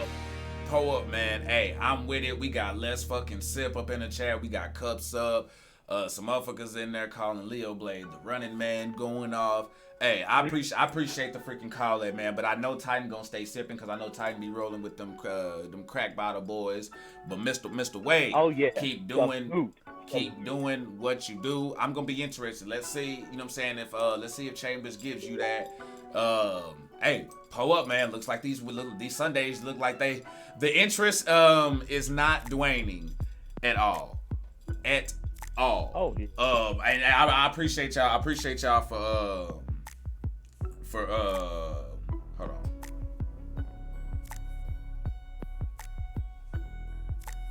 I appreciate y'all for keeping that up, for keeping it. You know what I'm saying?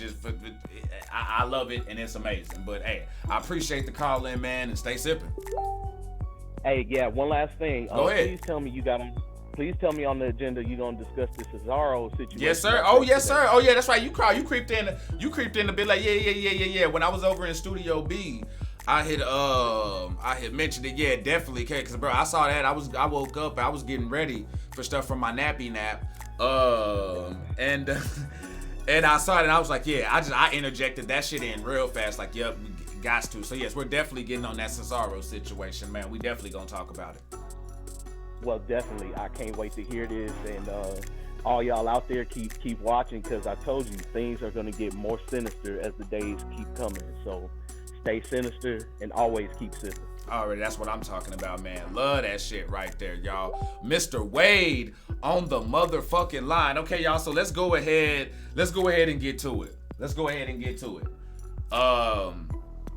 No calls to the second half. You know what I'm saying? When we get in and we start, you know what I'm saying, getting on our wrestling shit for real. You know what I'm saying? Call in whatever you want to call in about. This Leo Blade deal. Y'all sippers have heard it. It's been on everybody's tongues on multiple call-ins tonight. From the moment it happened, you've had people pissed off. You have people blowing, I'm saying, going at the champ, hitting the champ up. You've had his publicists going out here. My man done had to go out here, you know what I'm saying, in this State of the Union. And it's been popping. It's been popping. And kind of like, I believe it was Claude who had asked about it. Did Leo Blade fuck up? And I even asked the question. It was the first thing that came to my mind the next day. Did Leo Blade mess up by going to the heavyweight division? Did he fuck up? Because here's why I ask. So hold your responses. Don't respond yet. That match got stopped. And now, Warpath, I fucks with you. I understand that, hey, you really got busted open. You know, you really had stitches like that. Wasn't no bullshit. Like, the Brown Shoes did do a good job at stopping the match. Here's my question, though. While Brown Shoes, yeah, you got off the hook, you escaped that one, because if that had not been, and now if we've had it, you just stopped that match on some bullshit, we was gonna have an issue, and it was because of this very moment right here. If you go back when the Divine Rapture and the Headhunters were going at it, both Tyler Connor and Wesley Allen both got busted open. I mean, Kool Aid right on the, I mean, seriously. Giraffe put just right across the forehead, just there. You know what I'm saying? And that match didn't get stopped. That one kept going. Now, I'm going to check my record books here, because that might have been Brown Shoes, so that might have been a different ref. And you know, refs call things differently, so let me check. And actually, yeah, it was. So yeah, damn, Brown Shoes, you got lucky, man. Sunday was just your day. Sometimes people lucky number is 7. Sunday is just your lucky day, man, for real. Because yeah, so I can go ahead and get rid of that. But he stops the match. Brown Shoes gets off the hook. Warpath is really busted open. He say Archie Kool Aid tastes like a stench.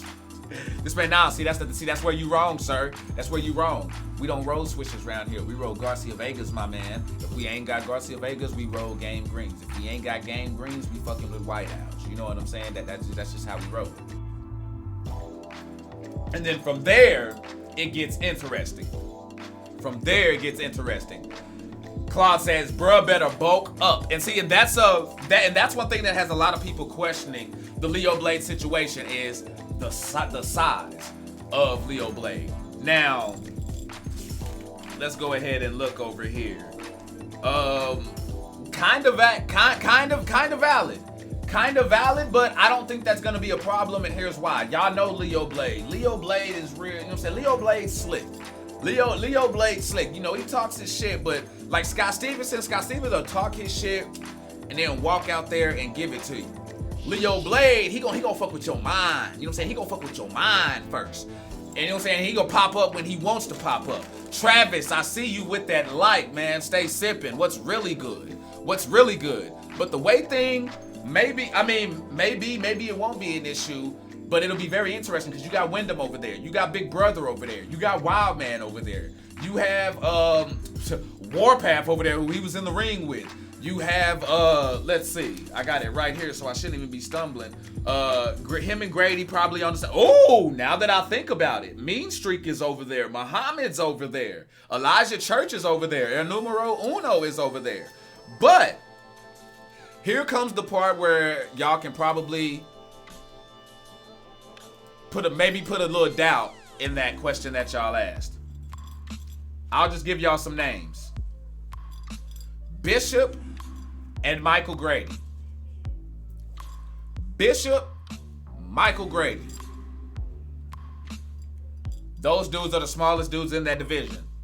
They both have held that belt already. I'm just saying. So, we've already seen that even in the heavyweight division, the biggest, not even the small, you know what I'm saying, not even the smaller guys in that division have won the belt before. I'm just saying. Not copping for it or anything like that. I'm just saying out there, just to keep y'all alert. You know what I'm saying? Yeah, y'all know how we roll here. Whether you a face or a heel, we gonna keep it straight up, legit. Flexor man pulling up with that like. I said you bruh. Let's get it. So that part has me very interested, just as far as Leo going over there, how that division is gonna turn out. Another question that I have, and nobody asked this. I think they did. Is this a wake-up call for the whole division? Is this really and truly a wake-up call for the whole division? And the reason why I say that is because until Leo Blade got there, until he walked over there, I said it on Sundays. I've said it on speaking of batches in the past. That you know what I'm saying, heavyweight division be kind of quiet. Not a whole lot of people talking shit over there. You know, it could use a, you know what I'm saying, it could use a pick-me-up. It could kind of get, you know what I'm saying, they could kind of crank the volume up a bit, and Leo Blade does what he does, and then that happens. So, me personally, I feel like that was the kick that division, you know what I'm saying, needed to just wake everybody up. But we'll get into a little bit more of that right now because we have a caller pulled up with us right now live on Speaking of DTKA Promotions with the Kool Aid, man. What flavor you sipping? Go ahead. Wade, Blade, Red, I am sick and tired of everybody asking me the question. Why, Leo? Why? Why, Leo? Why did you go to the heavyweight division? Oh, this is Leo Blade, by the way. This is not the publicist. This is the guy. Oh, okay. This is the guy. This is the guy. The guy. Okay, now, for sure. Pull up. Now, everybody's asking my publicist this question. Why, Leo? Why? What a dumb decision you made, Leo. Why? I'm going to get to that in a second. But first, Archie, can I please go through the line and spray all these motherfuckers? Can I do that, please? Can I do that? Hey, you got it. You've been the talk of the week since it's happened. Hey, you go ahead. You got the flow. Do y'all thing. Now, I'm gonna tell y'all right now. If you have kids and they're listening to the show right now, you might want to cover their ears because this might get ugly. All right. For what? Now, I'm gonna go down the line. Everybody that had something to say. And I'm just going to pick you off one by one. Now, I'm going to start with my lesser dans, and I'm going to go up the ladder, all right? Okay. Lesser dan. The weakest of the lesser dan, Mr. Wade. Now, Mr. Wade, I'm going to give you a story. Archie, you have time for a story, right? Oh, yeah, I love story time. You know what I'm saying? I've read Arthur books, Harry Potters, and things like that. Right. Story time. Yeah, let's go. So after Omar lost the labels of Leo because he couldn't beat Frost, I came to the boss, and I said, boss, what should I do here? And publicists went to him. What should we do here? We don't have nobody for the Intercontinental Division, but Leo wants to build the Intercontinental Division where it is. And we talked about it. We said, who is somebody that ain't doing shit in the division? Oh, there's the guy, Mr. Wade himself. He ain't doing shit. Let's give him an opportunity. So Wade, let me tell you something right now, you little bitch. First of all, I gave you an opportunity. I whooped your ass one-on-one. We had 2 more matches. The first match you sprung up and you actually won. Second match you snuck up behind me and then you won. After that, we ain't had a one-on-one since, bitch. But I tell you what, since you just big and bad about sleeping, folks, how about this, Mr. Red? Since Wade wants to fight me so damn bad, Archie, let's talk about it. You've had shows before where there was one-on-one matches at house shows. So if we don't want to do it Sundays, Wade, how about we do a house show? How about we just do a random ass house show? I'll see your punk ass in the ring, and you see Leo in the ring, and we have ourselves a one-on-one match. And then let's find out if you really somebody or not. Cause I'm sick and tired of you always putting Leo in your mouth. Because at the end of the day, Wade, you never cut a promo. You never say anything on the promotion page. You always got something to say. And then, out of all people, Athena always comes around and smacks your ass, just like Chamber says, and puts you back in your place. But don't worry, because when we do this house show, we get this shit agreed on. Wade, I'm telling you right now, your ass is getting dragged. Your ass is getting dragged, and I'm tired of you. I'm tired of you using Leo's name for clout. Just like Omar used to do that same stuff, and he got dropped. You gonna get dropped too. That's number one. Number two, let's go up the ladder. Chambers, you had something to say about Leo, right? Chambers, like I said, Chambers, I'm gonna pray for you. Once again, I'm gonna pray for you because everybody's on your ass now. So there's that. I'm gonna leave that alone. Omar. Oh shit. Omar, shit. I know what like I said, Omar, you're always gonna be Russia's bitch. I've always said this since the day one.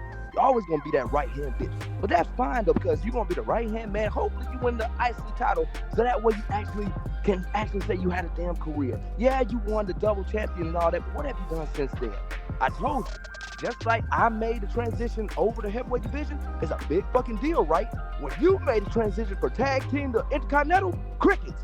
Nobody give a shit. I ain't trying to hear you. All right. So we got that out the way. There. Solidus. All right, I'm gonna skip Solidus. Now I want to get to the heavyweight. Okay, go ahead. I want to get to the heavyweight division because there was a couple people that said something that had me thinking. Oh yeah, and Claude, let me tell you something, Claude. Just because you compare me to Adam Cole, which is a compliment, by the way. You compared me to Adam Cole and him to Keith Lee. Let me tell you something. If you really think about it, who's the biggest superstar? Keith Lee or Adam Cole? Think about that, Claude. Anyway, I'm gonna be quiet on that. Now, Muhammad. Muhammad, you call me a chihuahua. Muhammad, let me tell you something. Pause those cups. Let's go.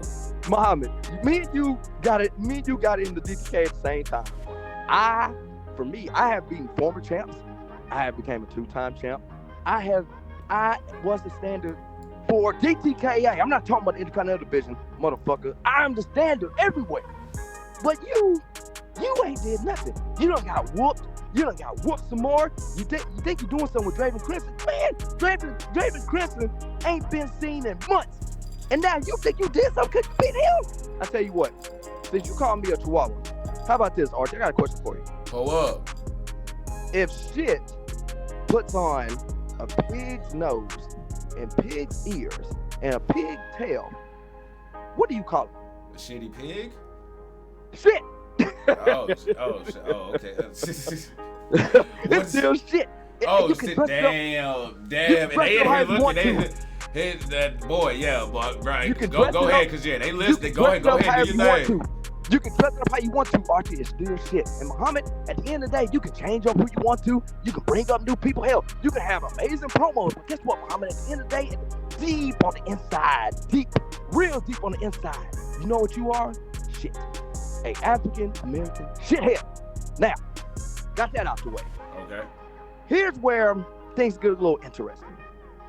Because on the one hand, you got somebody that got really upset when I went to the heavyweight division. Okay, pull up. Then you got somebody who's too damn naive to know that I am is going to be his most dangerous competitor in the heavyweight division. Oh shit, where is this about to go? Let's start off with the first option here. Okay. Mr. Rush Marshall. Heard you got a little upset, right? Heard you got a little upset with Wait, you talking about El Numero Uno? No, Rush. Not calling him that. Rush. All right? Mr. Marshall, right? You got a little upset. Oh my God, Leo went over there. Rush, let me tell you something, Rush. This is probably going to help you. Because think about it. Think about all the people you fought. And I know the people you fought. Think about all the people you fought. And then think about Leo. Think about all what we could do in a dream match. Think about that. Think about if I had the title. And then you're chasing because you're supposed to be the biggest baby face in DTKA, right? Between you and Omar, y'all supposed to be the biggest baby face in DTKA. Think about the dream match that would be between me and you for the world title. Think about that. Quit being stupid. Think about it. It's money. The boss understands it's money. That's a money match. Like literally, we will have 100 viewers. I guarantee you that is money though. Rush. That is money. That's a money match. And Archie, you know, it's a money match. Think about it, Rush. Quit being stupid. Think about it. This is better for you as well as Leo. Think about that. Now, the dumbass. Oh, Warpath. Let me tell you something, bro. You said you fight. All the time. I told you to fight champion. What I tell you about fight champion last week? Fight champion. Just like what happened to your little boy Solid. Fight champion. Hold on, you got low on us real quick. You good? I'm good. Okay, go ahead. Yeah, go ahead. I said fighting champions don't have backup at the end of the day. So whenever you lose, who's gonna be there to back you up? Your loved one's gonna back you up. You think Chosen Few's gonna back you up? Bruh, you're only as good as your last match. You don't think they're looking at you right now because of what happened last week? Bruh, I beat your ass so bad the ref had to stop the match. Think about that. I beat you so bad the ref had to stop the match. You are the world heavyweight champion. And I whoop your ass, Warpath. I don't care what you do next week, the week after. At the end of the day, you cannot sit by yourself in the mirror and say, I whooped Leo's ass because I did it to you first. So Warpath, I'm telling you right now. You know what? Let me tell you something. Keep your friends close and your enemies closer. Watch out for your loved ones. You know I'm coming. And I'm gonna tell you right now, by the time we're done, Warpath, I'm gonna break you down so bad, you're gonna be working at a gas station, getting only $7 a minimum wage, because Leo Blade is gonna kick your ass and get you out of DTKA forever. Oh my God! Damn. Gerard Sefton, appreciate the like. Yo, Leo Blade calling in, running down the list. Y'all heard the man. Hey, that was fire, man. That did not disappoint, bro. I appreciate that. Hey, no problem, man. And one last thing. Go ahead, pull up. One last thing. Everybody has something to say about Leo, right? Okay. But let me tell you something. You got the biggest face in DTKA, and I consider 420 as the biggest face, right? But at the end of the day, who makes people talk? Is it them or me? Think about that. Have a good day. Pull up, y'all. That motherfucker right there, Leo Blade, went over, and you see what he did. He went down the list, He called out people. He started talking, you know what I'm saying? He started talking trash and doing his thug thizzle. And to me, that's why the question that I was asking when we had that call, is this the wake-up call that the division needs? And heel or face, I think it is. Because it just, there was all, like, it was kind of sleep, you know? We weren't getting promos from everybody. And now that with this Leo Blade switch, it has people active, like, oh dang, I can't just rest on my laurels and stuff and just, you know what I'm saying, get comfortable. So that's what I love about it. It was a wake-up call to that division and got people on they shit. That's what we got. So before we pull up, y'all, I done told y'all, I mentioned it on Sunday. Told y'all I had some news and things like that, and you know, it's been a while. It's been a while, but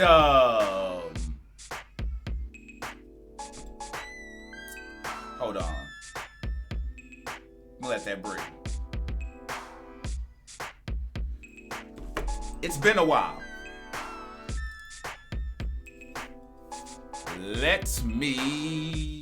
Sorry, we grooving over here. Yes! Y'all waited long enough. Y'all have waited long enough. See, we ain't just gonna keep pumping them out, doing, you know what I'm saying? We gonna have our new ones, yes. There will be new pay-per-views. But we are also going to keep the ones that we've been doing, you know what I'm saying, kind of annual. We're not gonna get rid of the sound waves. We're not gonna get rid of the blood drives and things like that. There's some who you won't see again, but there are some staples that we are going to keep. So, that being said, Sippers, March 20th, DTKA Promotions presents Blood Drive. We bringing it back. Oh, y'all thought it was one and done? Oh, hell no. Fuck you thought this was? College basketball? Fuck out of here. Hell no. That's not how we rockin'. DTKA Promotions Blood Drive, March 20th, 2020.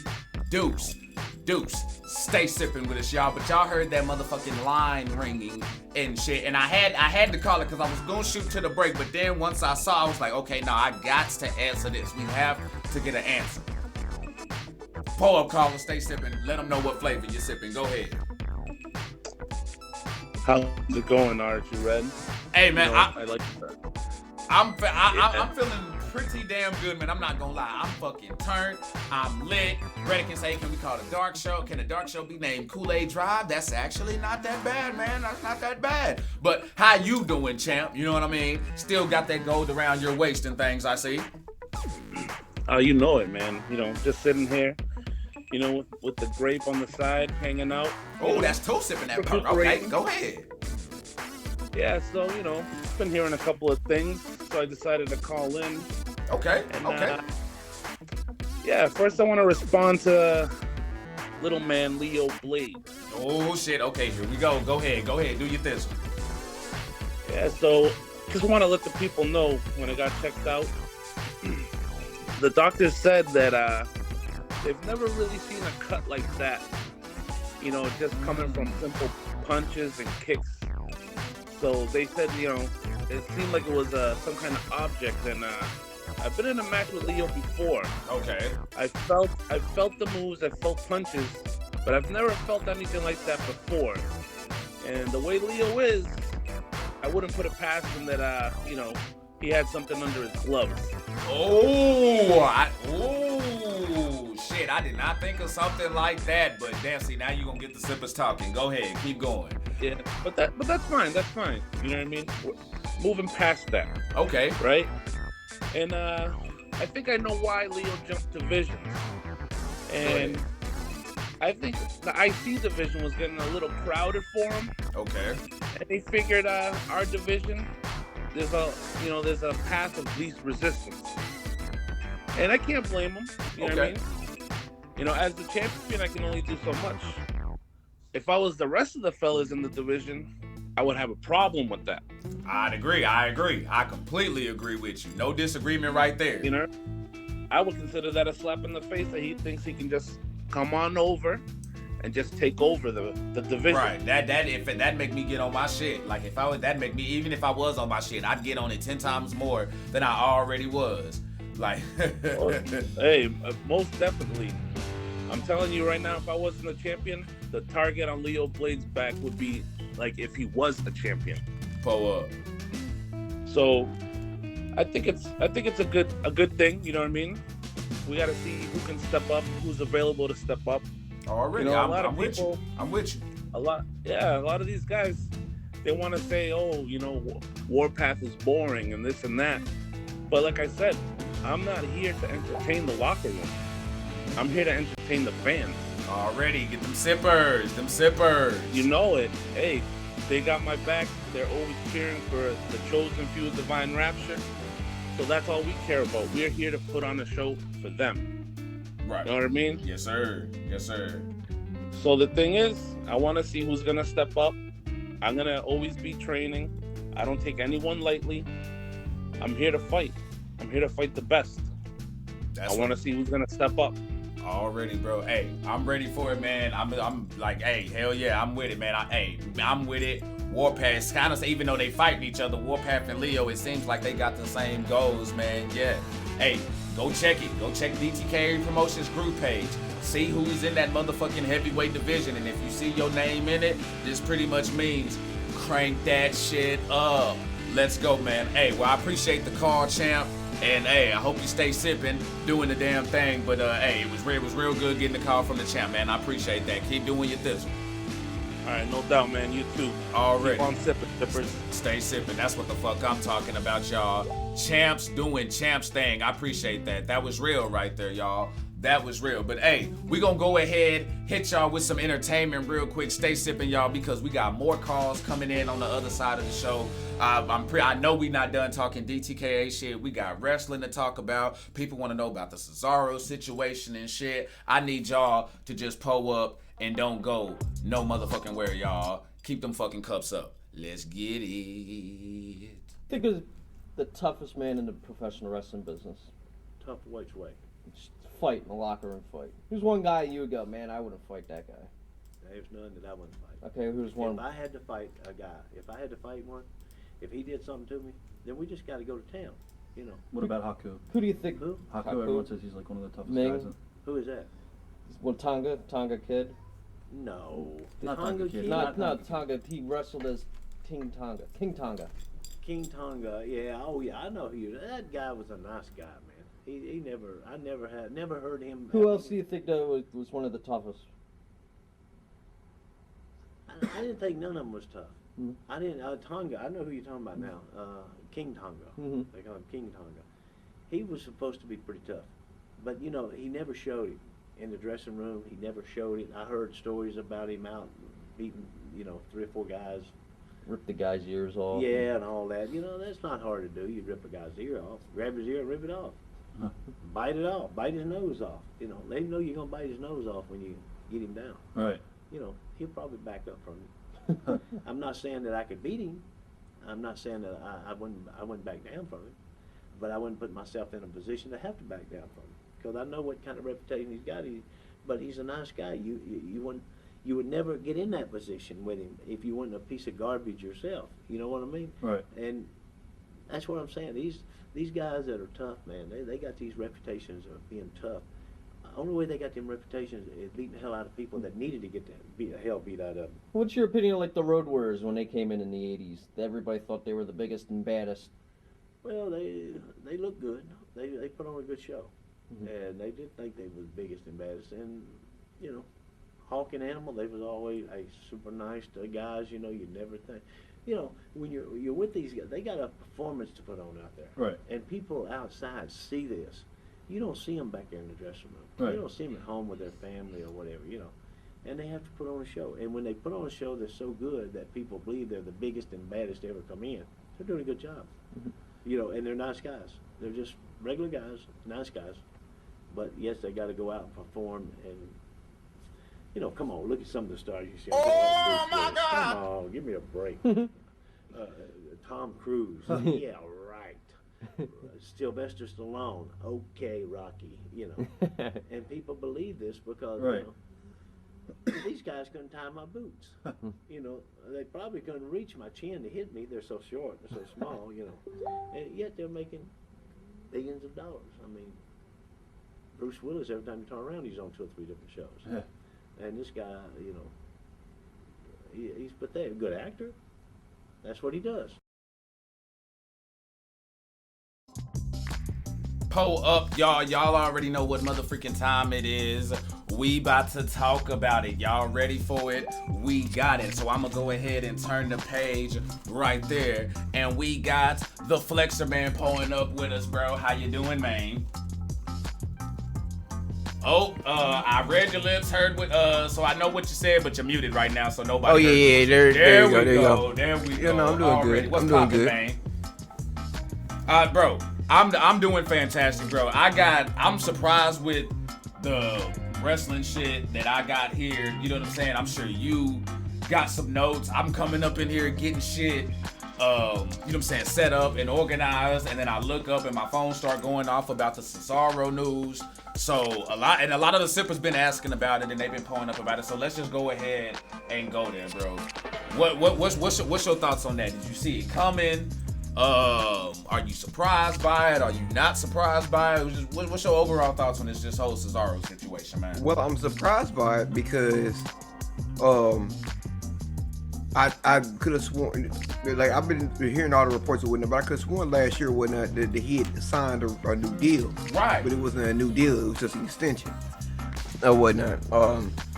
So, like, seeing that it just popped up now, like, now I'm hearing all the facts, I'm like, oh, okay, or whatnot. Hold on real fast. Yeah, because one of the things that I was getting is that There's a whole tow truck by my window. Hey, tow truck, what the fuck? But, like, I heard that, yeah, his contract had ran out. They couldn't come to terms and agree on a new deal, and it just expired. But I'm saying, go ahead, bro. You got the flow, man. Oh yeah. So now, once I heard the news or whatnot, I was like, God damn. Now, I do want to say this. I don't think he's AEW bound. You don't think so? I think he's Impact bound. That would be nice. I got some shit to talk about Impact later too, but I like that. I think he's Impact bound. I think he could be a suitable world champion for them. You can do a little crossover with AEW, but I feel like AEW. Him and Moose could have multiple matches. You could have that feud go multiple matches, no matter who's a babyface or heel, and then you could even have them switch. You know what I'm saying? Like Rose at some point in time and get another run out of that later on down the line, and it's still bigger, bro. I wasn't thinking about that, dude. I really wasn't thinking about that until you just said it. That's good. That's good. El Tommy, appreciate that like as well, bro. Sorry if I'm late on that. But yeah, damn, Cesaro and Impact would be fire. Go ahead, man. Oh, no, that's how I got on the Cesaro situation. For me, man, I was surprised by it, but then at the same time, I was also kind of like, good riddance. Not good riddance on, hey, y'all got rid of Cesaro, but that he got out that situation. We done, it's fun, you know what I'm saying? We love WWE and stuff like that. We knock them when it's appropriate, you know what I'm saying? Or we critique them when it's appropriate, I should say. Cesaro didn't really get the best treatment these last few runs. They were very, very disappointing, especially if you know what he's capable of from his, because Cesaro was, people forget, Cesaro was one of those dudes, like on the indie scene where he went, no matter where he went, he got over and was a top dude no matter where he went. And there's a reason for that. He's never held the actual world championship there, has he? Did he ever hold the top belt there? I think he only went as high as what, Intercontinental? No, U.S. Okay, so wait, the U.S. is over the Intercontinental Championship? They it's under. It's under. So, like, he never even got that top opportunity when it was right there. So I was surprised by that, but I'm also happy that he could go somewhere like Impact and have, you know what I'm saying, that run. If that happens, you know what I'm saying? If that happens, let's see. I see Tight says that he believed that he would be better off in Ring of Honor. Ring of Honor isn't even a promotion right now. Yeah, I mean, like they just announced that they're back up, but they don't just have like plans like that to convince somebody, a free agent, to come in and sign with them just yet. And then to try to come out and sign Cesaro, bro, that's kind of counteracting to what you just did. You just canceled everybody's contracts because you wanted to find out your financial situation. Unless Sinclair then gave y'all a check and say, hey, go sign some big WWE people with there, go sign some big people. You're right. That's gonna counteract it because now you're gonna have to pay a dude who's probably gonna cost about 2 or 3 guys that had you in the situation that you in, because Cesaro's gonna cost money. Cesaro's not gonna be cheap. This is not, you know, also we'll talk about it later. This ain't Buddy Matthews or, you know what I'm saying, somebody coming, like this is, Cesaro's gonna command money. So I'm with you on that, man. Something I want to pull up a poll for the sippers real quick, and I want to go here. I really want to go here, and I think I brought it up to you at one point. Soft ass wrestlers today. So I'm gonna ask the question, and then I'm gonna go in on why I asked the question. So, do you feel wrestlers today are too soft? And what got me asking this question is I was reading an article. You even popped in when you was like, bro, what is that freaking Bible verse or whatever the hell you're reading? Like, what the hell is that? And this was that, and it was Continue on. My kid is being really loud. Go ahead. It was Dax. I think it was Dax Harwood from FTR. You know, guy with the mustache, and he was telling a story about how he was back in the WWE locker room during I think it was Raw 25, and he didn't like the way Shawn Michaels and some of the other guys were treating them backstage. Like they were treating them like they were nobodies. And when I saw it, I just thought that the complaint just came off as soft as fuck. Like it came off as crybaby-like, because number one, you know how Shawn Michaels is. You know how to not take the click out of it. Take Shawn Michaels, Triple H, and them out of it. You know how any veteran is in the locker room when you're still pretty new. FTR was still pretty new to the locker room at that time.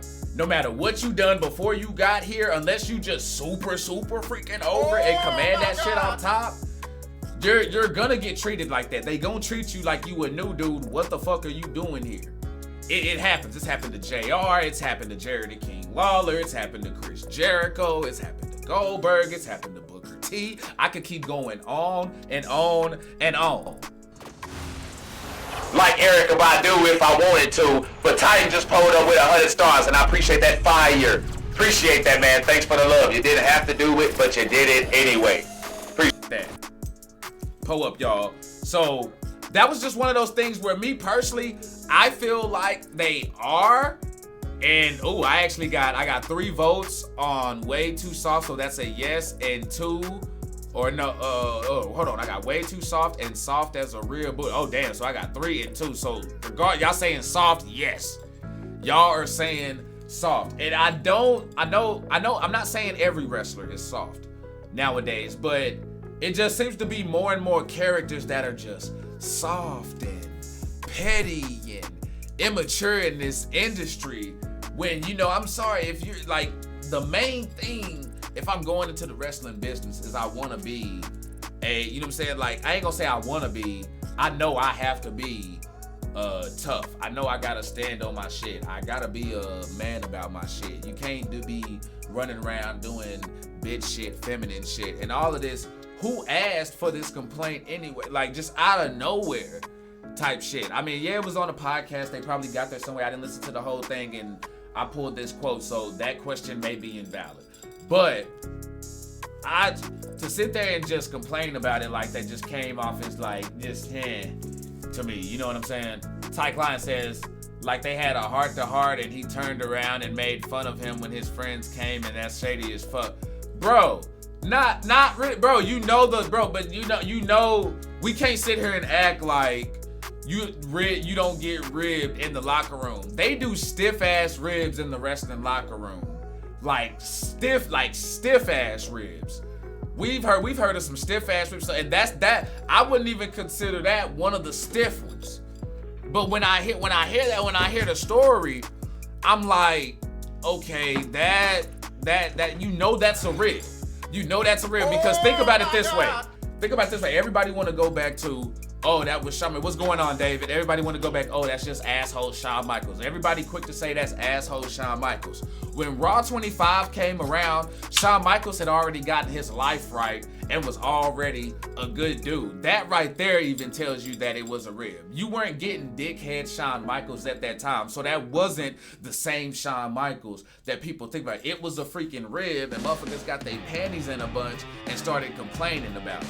Like, bruh, it wasn't like a motherfucker put you know what I'm saying, gasoline in your asthma inhaler, you know what I'm saying, or pissed in your boots or shitted in your bag or something like that. Like, you know what I'm saying? Like, come on, man. That's my thoughts on it. Flexion, you just can't. What's your thoughts on it? Because I know you familiar with what we talking about. As far, do you think wrestlers today are, you know what I'm saying, just too soft? Not all of them, but just more than they should be. My main point is that I'm hearing too much of the bullying word being thrown around or whatnot. Right. And some of these people, I'm not going to sit and start calling out people names or whatnot. I did that with me and you was talking or whatever. I'm not going to do it right here. Right. But when I hear about these people that are 6'2", 6'1", 200 some odd pounds, people who are like twice the size of me, right? Sitting there talking about, oh, this person bullied me, this person did this here or whatnot. And I'm just like, what the hell? And like I understand people be like, oh, the size doesn't matter or whatnot. You know what I'm saying? Like, you know, people have different emotions or whatnot. And I'm just like, I feel you on that. I really do. But at the end of the day, as human beings, that's one thing that I'm gonna say, and that's one thing I teach my son, is that you gotta stand on your own 2 feet. Like, really though, if you felt that heavy about it, why not just speak on it and address it, you know what I'm saying, and address it then, you know what I mean? Because you're right, bro. This whole waiting until you gone and then doing the tell all or whatnot, that right there, that's why I don't like. And I can say like this. A lot of times people be like, oh, I don't want to say nothing because I'm afraid of the repercussions. Right. I've always been taught it's better to do something and ask for forgiveness later than ask for permission and be told no. Right. And Tyke, I also disagree with people can change, bro. And Shawn Michaels has proven that he's changed. You got to, especially in wrestling, we see a lot of times where people claim, oh, I've changed. Oh, I found God. And you know what I'm saying? Not trying to bring religion into it, but they go there and they make these claims, but then their actions don't back up those claims that they're saying, oh, I stopped drinking. But then you see them and they're smoking or they're eating bad and not staying healthy and stuff. So you gotta just gotta back that up, man. And like Flex was saying, stand on your own 2 feet.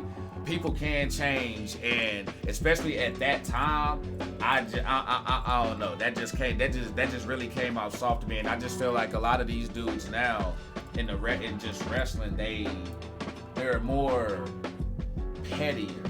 And they like I don't think petty is the word to use. I think it's more or less like the complaints that they have, like the stuff or that petty. The stuff that they complain about. I'm just like, bro, for real? Like really, we going there? So there's that. But something that's what I wanted to get to here. Some of the Raw takeaways. Let's get it. First thing that caught my mind from Raw, and if you got anything that you want to throw in, you know what I'm saying, bro, feel free. Yes, sir. Brock can cut promos, bro. Like, Brock can cut promos. Like, when Brock talks, I feel that shit. Like, for real, like, when he did that shit on Monday, like, for real, like, I felt that shit. Like, damn, you know what? I'm believing that shit right there. Like, I love the interaction with the fans. I love that he being him, coming out there with the hat, letting the fans touch the belt. Like, he doing him. And it's just it's good to see, bro. Babyface Brock. Babyface Brock, bro. I'm with it. Cause even when he's had his previous babyface runs, I've always looked at Brock Lesnar as a heel. But this past year has kind of changed my mind because you've seen some of the interviews that he done. We talked about those. And you've just seen his personality since he's come back, you know, got the new hairdo and doing all this thing. I'm like, damn. Brock is really freaking just misunderstood. I really done had this dude misunderstood this whole damn time. And I'm throwing myself in that mix, y'all. I'm throwing that. I've had Brock misunderstood this whole, all that part-timer. Oh, he don't care about the business. Oh, he just there for a check. He just fuck you asshole to everybody. That is not the case. Not the case. At all. And so I'm gonna eat crow on that one and shout out. So what was your thoughts, man? On just like thoughts on Brock overall and Raw? I repeat your sentiments or whatnot on Brock or whatnot. He's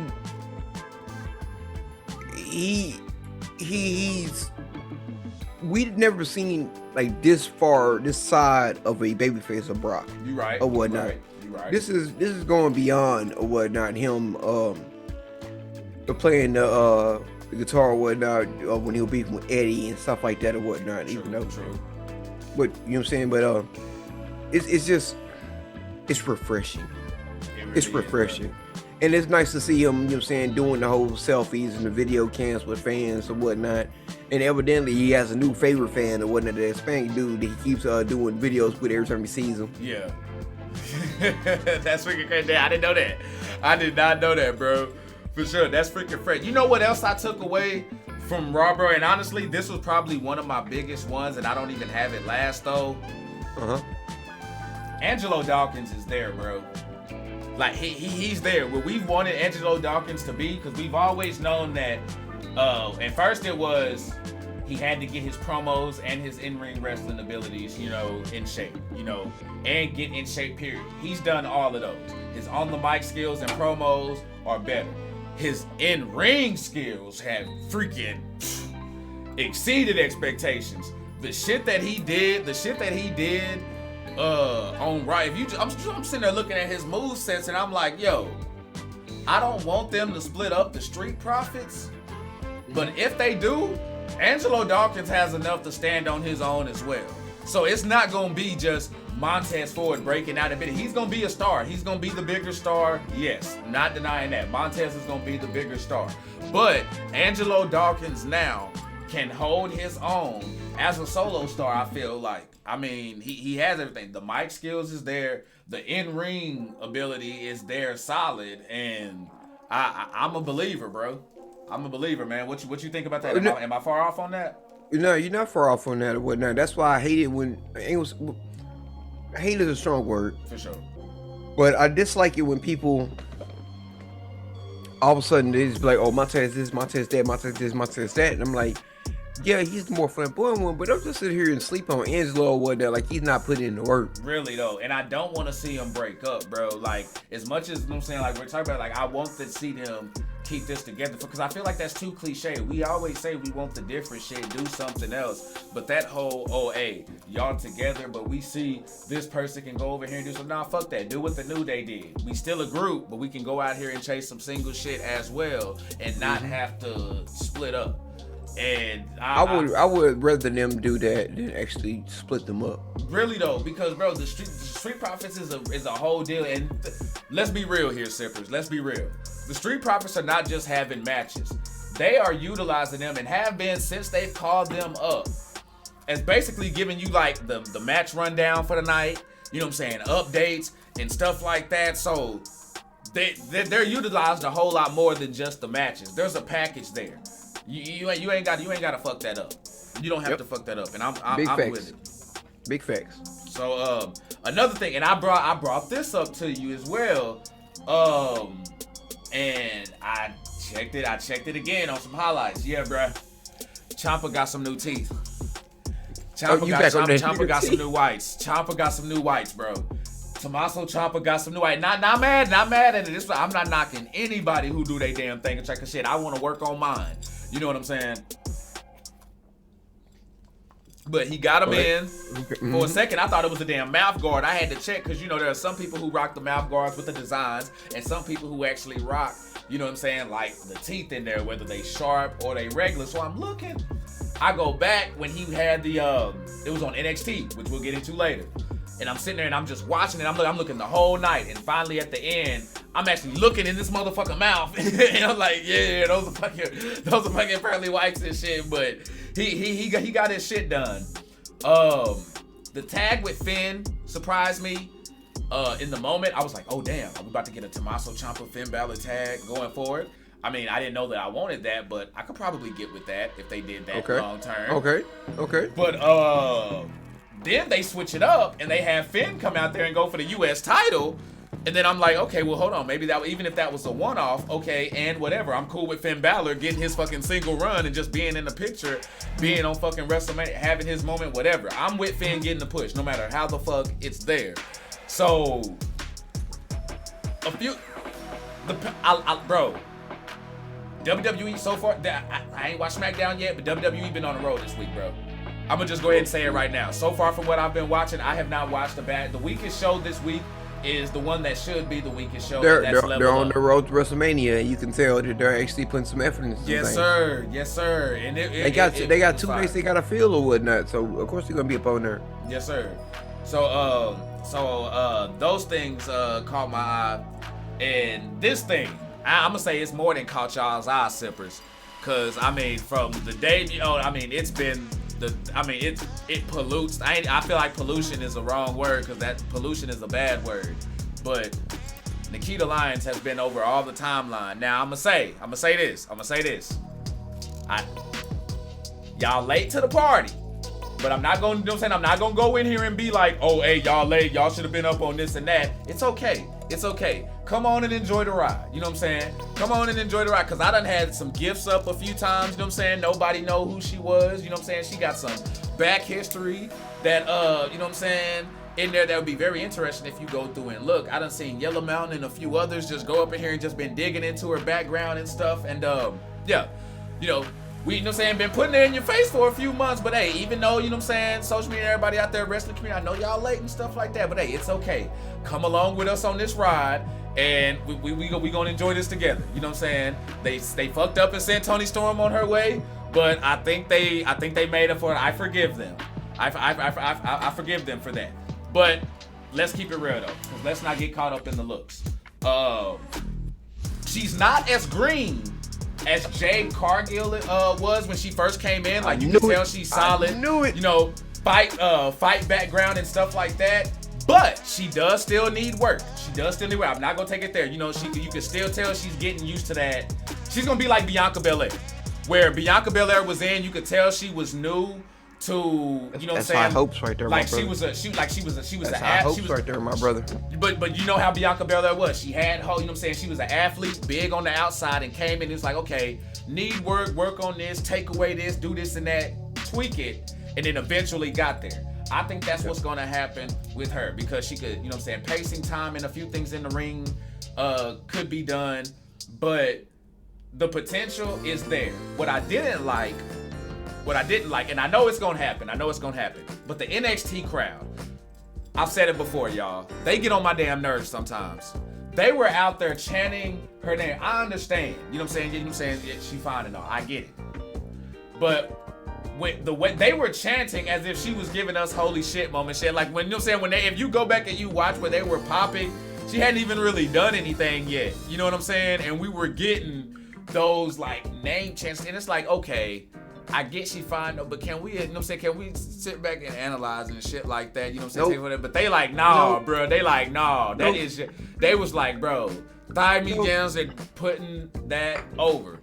Nope. What's your thoughts on it, man? Before I go to the next thing, have you seen it yet? I told you I don't watch the NXT or whatnot, but I have been seeing the Twitter verse or whatnot talking about the NXT crowd and how they simp over her, and it's just yes, bro. It's been bro. Crazy. I need guys. 2022. There's a million cute girls out there. Yes, bro. We gotta stop simping over every cute girl we see. But man, there you go. And that's why, like, I was watching and I was like, okay, yeah, you know what I'm saying, she nice and stuff like that, but I was looking at the wrestling side of it, because we've seen fine women walk into this business before, like the Eva Marie's and whatnot, and not be able to perform. Don't come in here and be a pretty face. Not when you just released B-Fab, Toni Storm, the one who just came Ty Valkyrie. Talia Valkyrie, but the one who just said that the reasons they let her go wasn't the real reason. The one who had Tegan Knox. Tegan Knox, there you go. Shit like that. So when you release people like that, you can't botch on these people who you bringing in. And that's just that's my thoughts on that. But I'm with you on that as far as like the sipping part. I was sitting back looking at like the wrestling, like, okay, yeah, she's good, but are you more than just a pretty face? Can you go out there and do what needs to be done? And the future looks bright. I'll give you that. We'll address some more Jade Cargill stuff later. NXT Level Up.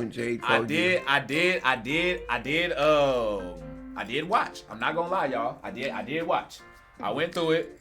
It needs some work, but again, it was the, you know what I'm saying, it was the weakest show of the week, but it was supposed to be. If NXT Level Up is better than anything else during the week, then something's wrong. You might as well watch Darker Elevation. You know what I'm saying? But I will say that something that caught my eye. Nigel McGuinness back on the broadcasting side. I was actually happy to see that. I was like, okay. Cool. I'm glad they finally got over their differences and stuff like that and actually came back and made that work. That's cool. It's also good. It's also good for NXT because with NXT, if they're saying that they're using NXT as this development thing, everybody can't get screen time on just the NXT show with the time slot that they have. So you're gonna need another like 30-minute show to get in, like 205 Live was, 2 or 3 matches. So that's gonna be good. Go out there and get that extra work that we're talking about. You know what I mean? Let Nikkita Lyons go on there, have a few matches on there. Let some of these other people who you're bringing in go out there. Chin, I saw, you know what I'm saying, who I saw in this past, Alex Chin, whatever his name is. Let him go have some matches over there. It's really good for him. So it's worth checking out. It's really worth checking out. And if you want to see the future stars of WWE, yes, I really do, because I'm rooting for NXT. While they done all this bullshit, I don't want NXT to be, oh damn, this what NXT used to be, and then they fell off. I'm okay with looking back like, okay, damn, this is what NXT used to be, but they took it and made it into another good thing, and I'm okay with this too. I would much, because we can't go back. It ain't like we can't go back and get Adam Cole and bring all of them back. So, hey, I want NXT to survive and do well. And I'll be real with y'all again. Even NXT, interesting show this week. The whole show for NXT this past week, I was actually like, damn, motherfucker. And again, Chase, Andre Chase, bro, his skits cracked me. The one he had this past week cracked me the fuck up, fam. Kicking backpacks, kicking motherfuckers out of class and all. It was fucking hilarious. But I might have to go check it out. Yes, sir. I'll definitely vouch for this past NXT episode. Matter of fact, Trick Williams, bro, I think he's getting better. He's getting better in the ring. Trick Williams, to me, he's gonna be, you know how we have like the Damian Priest and those who they're big guys, but they just seem so light. You know, they can get up for any and everybody. They can sell. They can, like, you know what I'm saying. If somebody want to do a tornado DDT or do some of that Bad Bunny type shit on them, they can actually do it and be fluid with it. He's getting nice. So, you know what I'm saying, people are progressing down there. And I also think that Dolph Ziggler is the heel that Braun Breaker needs to get over, because he has that respect. He has that pedigree. You can't do it. I was talking to my girl about this. Dolph Ziggler, I think people are sleeping on him, and rightfully so, though. WWE hasn't booked him and Robert Roode the best either these past few years, but that's neither here nor there. He has the accolades. We're not going to trip about Braun Breaker beating him, but it's good to add to Braun Breaker's resume, because we see he has all the tools to be that dude. You know, so it's a good foil, and it's good to add some notoriety to NXT. Which is why, like, you got all these different superstars going over there as well. So I think it helps. That was the next thing I was about to say is, did you hear the report that Meltzer had dropped about that?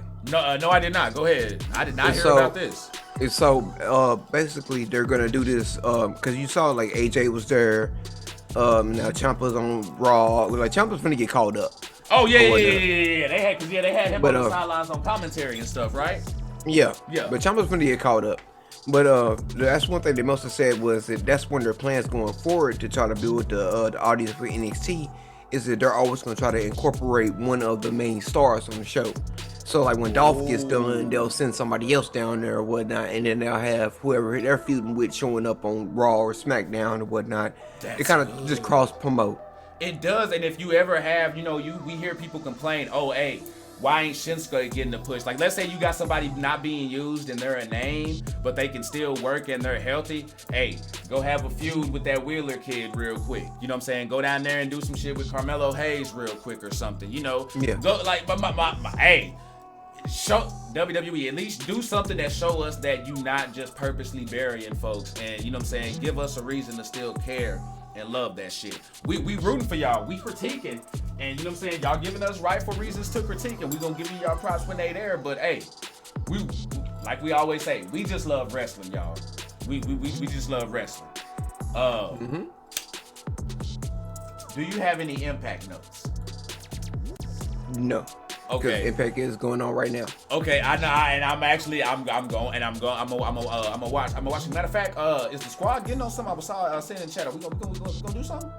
I think we are. Okay, all right, pull up. It looks like we are. It depends on how late you end up staying on, and then Kevin's intake. Okay, yeah, for sure. Yeah. It won't be long. It won't be long for me. I'm good because they already delayed school for 2 hours tomorrow, so I already know I can stay up late. Okay, all right, for sure. That's a bet.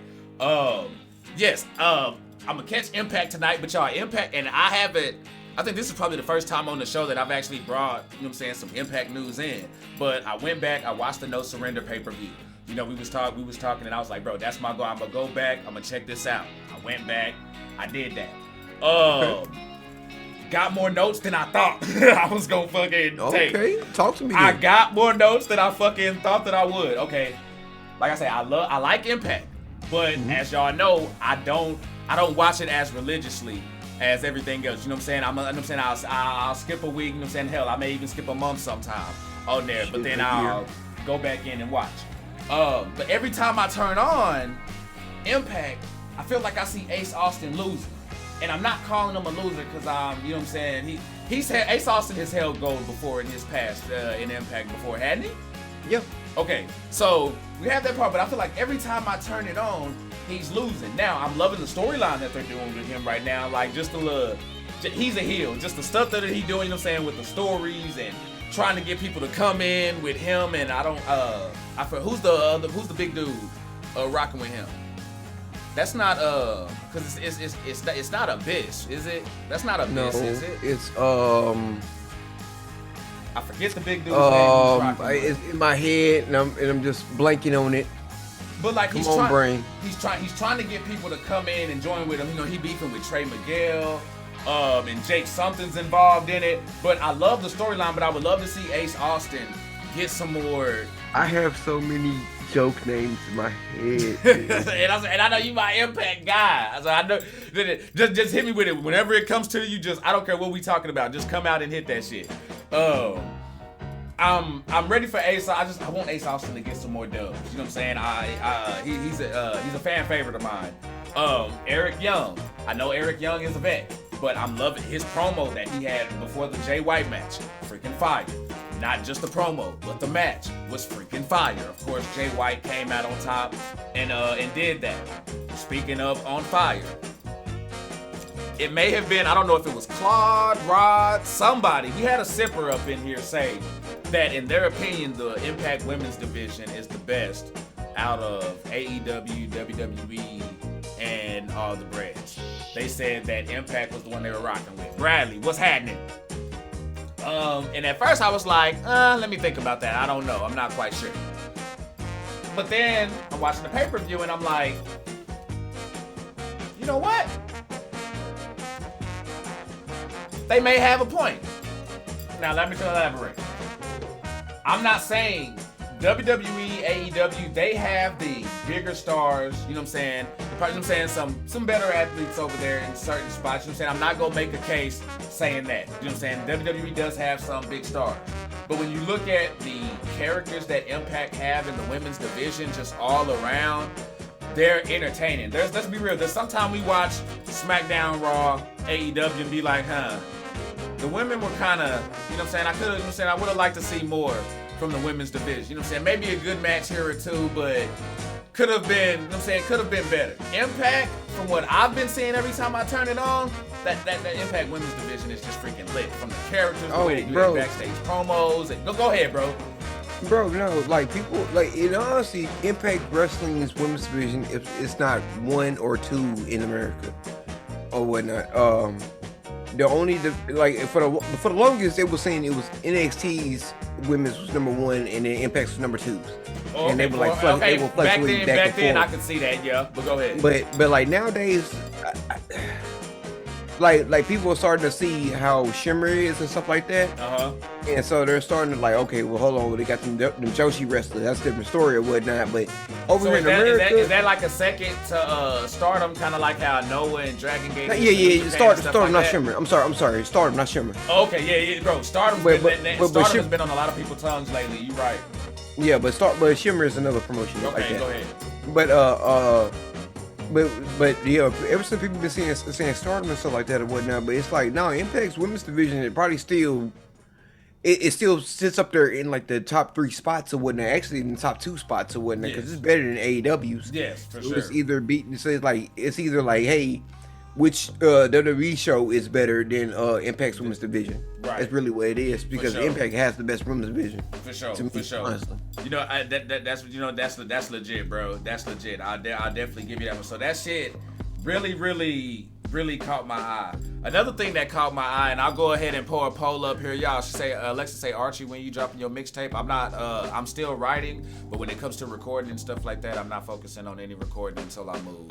Nah, he dropping that shit in July. Well, I actually Madman Fulton. Well, damn. Okay. I kept thinking Madcap Moss, and I'm like, no, it's Riddick Moss. Yeah. It's Madman Fulton. Oh, that's what they're calling him now? That's his name. Oh, okay. No, that's the name of the dude that's with Ace Austin. Okay. Oh, okay. Bet. Okay, got you. Madman Fulton. You right. The Jordan Grace and Matt Cardona, they had their second go round after Matt Cardona did his thing. The Jordan Grace hit him with the chair and stuff like that, taking the digital championship. The internet championship. Yeah, that's what I'm saying. Took that from Jordan Grace, and I wanted the Sippers' opinions on this, and I wanted yours too, bro, because I feel like we talked about it, but I can't remember. What are y'all's thoughts on intergender matches? But while the Sippers going ahead and pulling up y'all's answers and y'all sipping on that poll, I'll go ahead and tell y'all this. DQ by kick to the nuts. So that kind of popped me. But yeah, Sippers, Flexer man, thoughts on intergender matches, man? Are you for them, against them, and the why? Depends on how you book them. Okay. Ooh, I'm interested to hear this. Okay. Tyke Lion says they're pointless. Okay. Hey, Tyke, explain that to me too, man. Pull that up in the comments. Go ahead, Flexer. I'm interested to hear y'all's take on this. Not Ty Valkyrie. Tessa Blanchard versus Sami Callihan was a match that was built. Oh, right. That was built for her to actually beat a dude or whatnot, because they was trying to build up Tessa Blanchard. When you do random intergender matches on like independent scenes and stuff like that, it's like even with that being said, like it has to be storyline purpose. You can sort of say they're pointless or whatnot, but even China had good matches back in the day against people. But when we book your intergender matches, her and it Jeff just Jarrett has was probably the best match she ever had in her whole career, and that includes the women. Yeah, but it's just mainly like if it's storyline purpose, if this storyline what's the word I'm looking for? Build. Right. If it can build, it makes sense. If it makes sense, then yeah. But I don't want intergender matches just to have intergender matches. Okay. I'm with that. that. Well, I'll take that back. Hold on. Go ahead. Did you ever watch Lucha Underground? I've only seen an episode here and there when they had it on Netflix. I'm not sure if they still have it on Netflix, but I caught like an episode here or there. Man, on there. Go ahead. Sexy Star has some banger ass matches, bro. Oh, okay. So are you saying if they do it in the more cinematic type style that Lucha Underground does their stuff, then No, these wasn't even cinematic type matches and whatnot. These was actual matches. Oh, okay. Pull up. Okay, pull up then.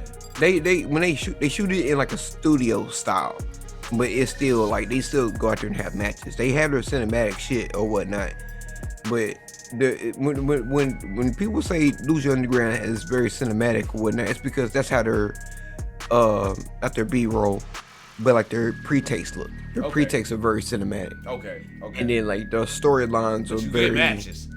Yeah, but you get matches. Okay, for sure. Or whatnot. You know what I'm saying? You know what I'm saying? They go out there next, they have matches, and that's what I'm saying. Like Sexy Star, that's why. In the business too, but we'll see about That's why Sexy Star got over, because she was going out there having banger ass matches, and that's why I'm just sitting there like.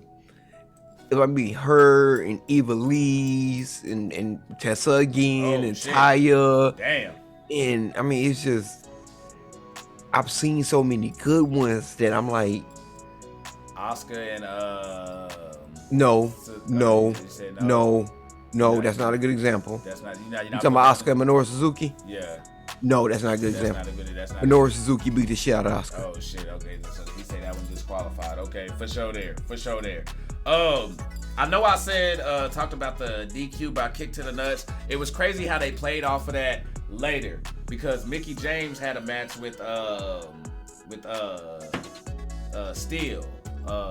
Natasha Steele. Yeah. Natasha Steele. Had a match with her, and they the thing happened with Jordan Grace, but in that match, Mickie James kicked Tasha there, and she sold it, but they're like, hey, well, it's legal. You know what I'm saying? Like just selling the facts, like, hey, okay, when females doing that ain't the same when it happens to dudes, and I thought that was cool. You know what I'm saying? Because it is a bit more sensitive when it happens to us. You know what I'm saying? Like I ain't saying it don't hurt the women. A bit more. It did. But I thought that was funny. That's why there's called a dick spot, not a pussy spot. There was a weak help promo backstage. How about we start doing Bucci spots? There's somebody backstage or somebody in the Impact named like Eddie something. You don't know Samuel Mabuchi? Oh damn, no, we not going there. We not gonna. Hey, but if y'all want, it's up in the archives. It'll be uploaded on YouTube. Actually, just like the highlights, immediately following this show, the highlights will be up and the podcast will be up as well, y'all. Just that he talking about, yeah. We went there.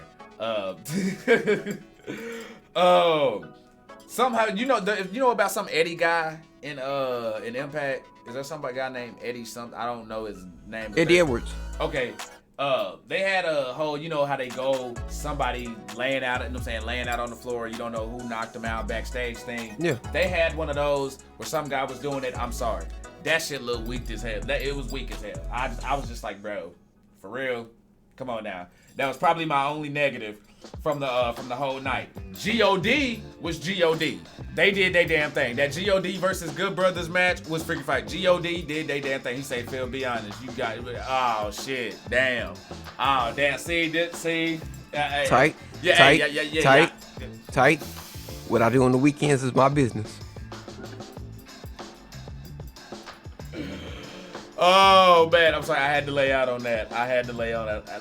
Y'all was wild. But yeah, the thing happened. God versus Good Brothers was fire, but had me scratching my head at the end because okay, hold on. While I'm doing this, are you cool with me going ahead and playing spoil on this, or do you want to watch what happened? Watch what?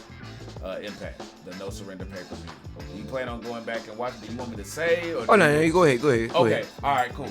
So God, they're having a match with the Good Brothers, and Jay White pops out, first Chris Bay pops out, and then Jay White pops out. But then Jay White goes after Tama Tonga and lays him out. You know what I'm saying? Does this whole thing there, so it has everybody. Oh shit! Hello, bro. What? Oh shit! See.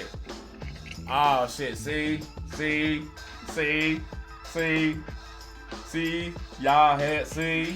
But it's good promotion. Can't take Go y'all watch the motherfuckers. podcast.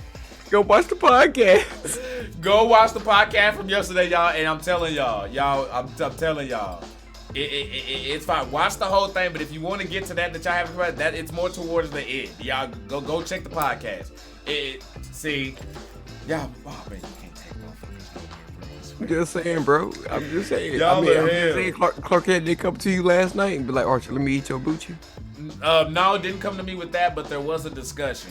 Hold on, you gotta talk about that. What God was God.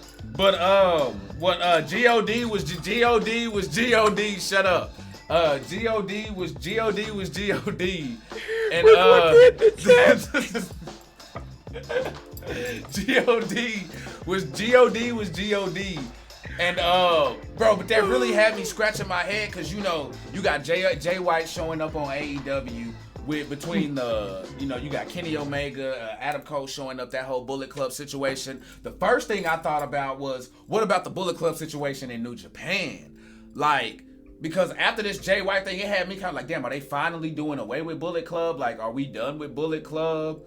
Like, what the hell is going on? Because Jay White when Jay White came out there, he wasn't rocking Bullet Club gear, bro. Like, there was nothing Bullet Club on his shit. It's because Jay White is still trying to represent Jay White. Oh. Why the turn on Tonga though, and not the Good Brothers, when the Good Brothers are the ones trying to kill Bullet Club?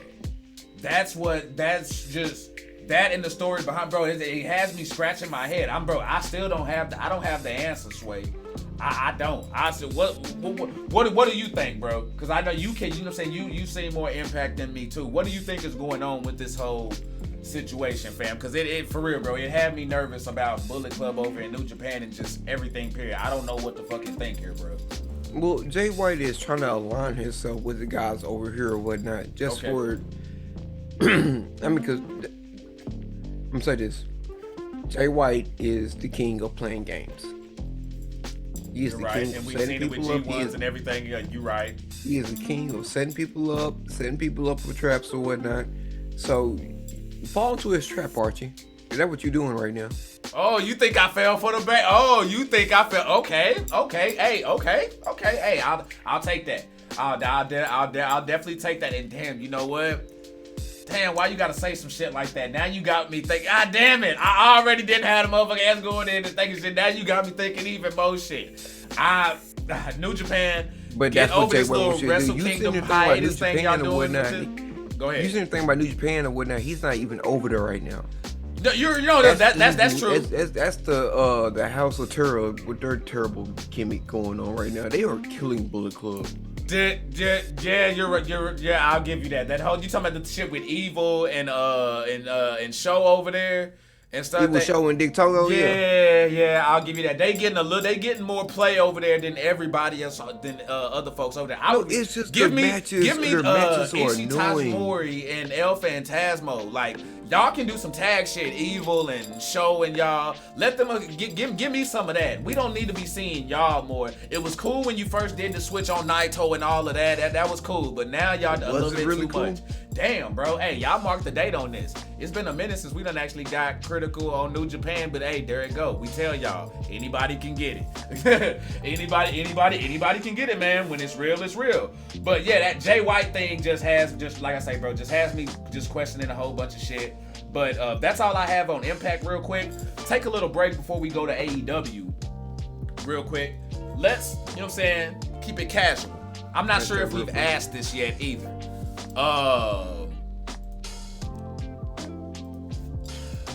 What is your favorite nostalgic wrestling game?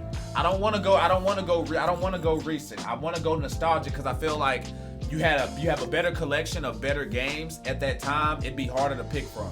Right now, I feel like we'd all be saying the same shit. But I wanna make sure I get it right. Okay, go ahead and pull up. I'll let the sippers pull up in there and answer some of these questions. Titan says, why hasn't Bullet Club died a while ago? I'll tell you why. I'll tell you my opinion, Titan. I'll tell you my opinion, Titan. Because, like it or not, the Bullet Club is good at scouting talent. It's not the Bullet Club is not like the NWO where they were just grabbing people and people were going to Bullet Club trying to get over. When you go to Bullet Club, if you weren't over before, people realize, damn, okay, I see why that motherfucker was over. I see why they grabbed him and pulled him in. Bullet Club is good for the talent that they have. Give me somebody in Bullet Club who really and truly doesn't belong there. Like, just not a good talent, not a good wrestler, you know what I'm saying? Like, not a draw, taking up space. Just they're good at AJ Styles, the Finns, the Big Bad Fales, the fucking Chase Owens over there. Like, everybody's over there. Everybody in Bullet Club is solid. So love them or hate them, they're good at the talent that they have. And New Japan needs Joshi to go against. You know what I'm saying? We do it to Japan and other people over here all the time. The foreigners gotta get that foreign hate overseas. You know what I'm saying? Did I use the right term there? No. What is the foreign heel over there? Gaijin. Okay, there we go. My bad. I fucked up. Damn. Yeah, but thank you for catching that, bro, because I would have been embarrassed as fuck if that shit would have went on YouTube and uploaded uncorrected. Look up. I was plotting I was in my head like, thank you, bro. Right term, I appreciate that. I appreciate that. Because goddamn, bro, I would much rather it happen that way than upload this shit. Like I said that shit confidently as fuck too, and then Ben Run be like in the comment like, damn, bro. Joshi, I'm like, nope, man, nope. That ain't it, fam. That ain't it. But, okay, so I got the game. Okay, go ahead. So you asked nostalgic. Yeah. And this is not the best wrestling game, but this is a nostalgic game to me because I put a lot of hours in this. Okay, and go ahead. WWF Warzone. Whoa! Stone Cold on the cover. Okay, I'm gonna get to some of these sippers' comments on what they said, then I'm gonna get back. I got some questions for you, bro. Let's see. He says DTKA in your house 2000. Alexa Rain, that's funny. You coming in with a little ha there. Titan says muscle.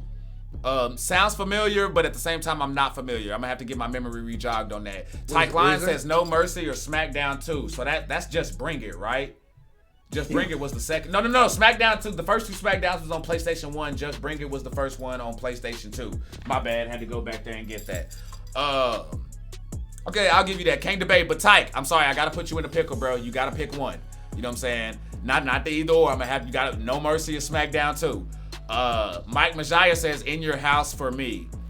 And now is that because of the whole connection to the old WrestleMania games back in the day? No. Wow, you know what? I got questions for you and Majaya. Go ahead.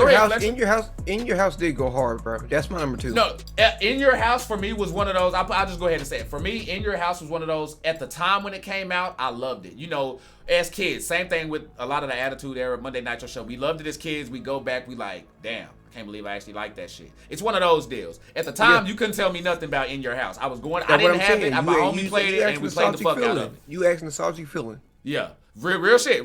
So that was legit. So he says In Your House and you say Warzone. Oh yes, I got some stuff. I got some stuff for y'all. Okay, ask questions. He say Majaya says Def Jam. Travis says No Mercy, but don't sleep on the old school WrestleFest. No, WrestleFest pops up on a lot of people's radar when you talk about retro wrestling games. A lot of people still swear by WrestleFest. Let's see. Okay, he says No Mercy. He says, do y'all remember Ultimate Muscle, the cartoon? No, I don't. I do not, bro. I hope they don't take my wrestling card, but I do not remember that. Okay, so while the rest of y'all sippers pull up y'all favorite retro wrestling game, before I get to these questions, I know a lot of us bring up No Mercy, but WrestleMania 2000 as well. You know what I'm saying? Is super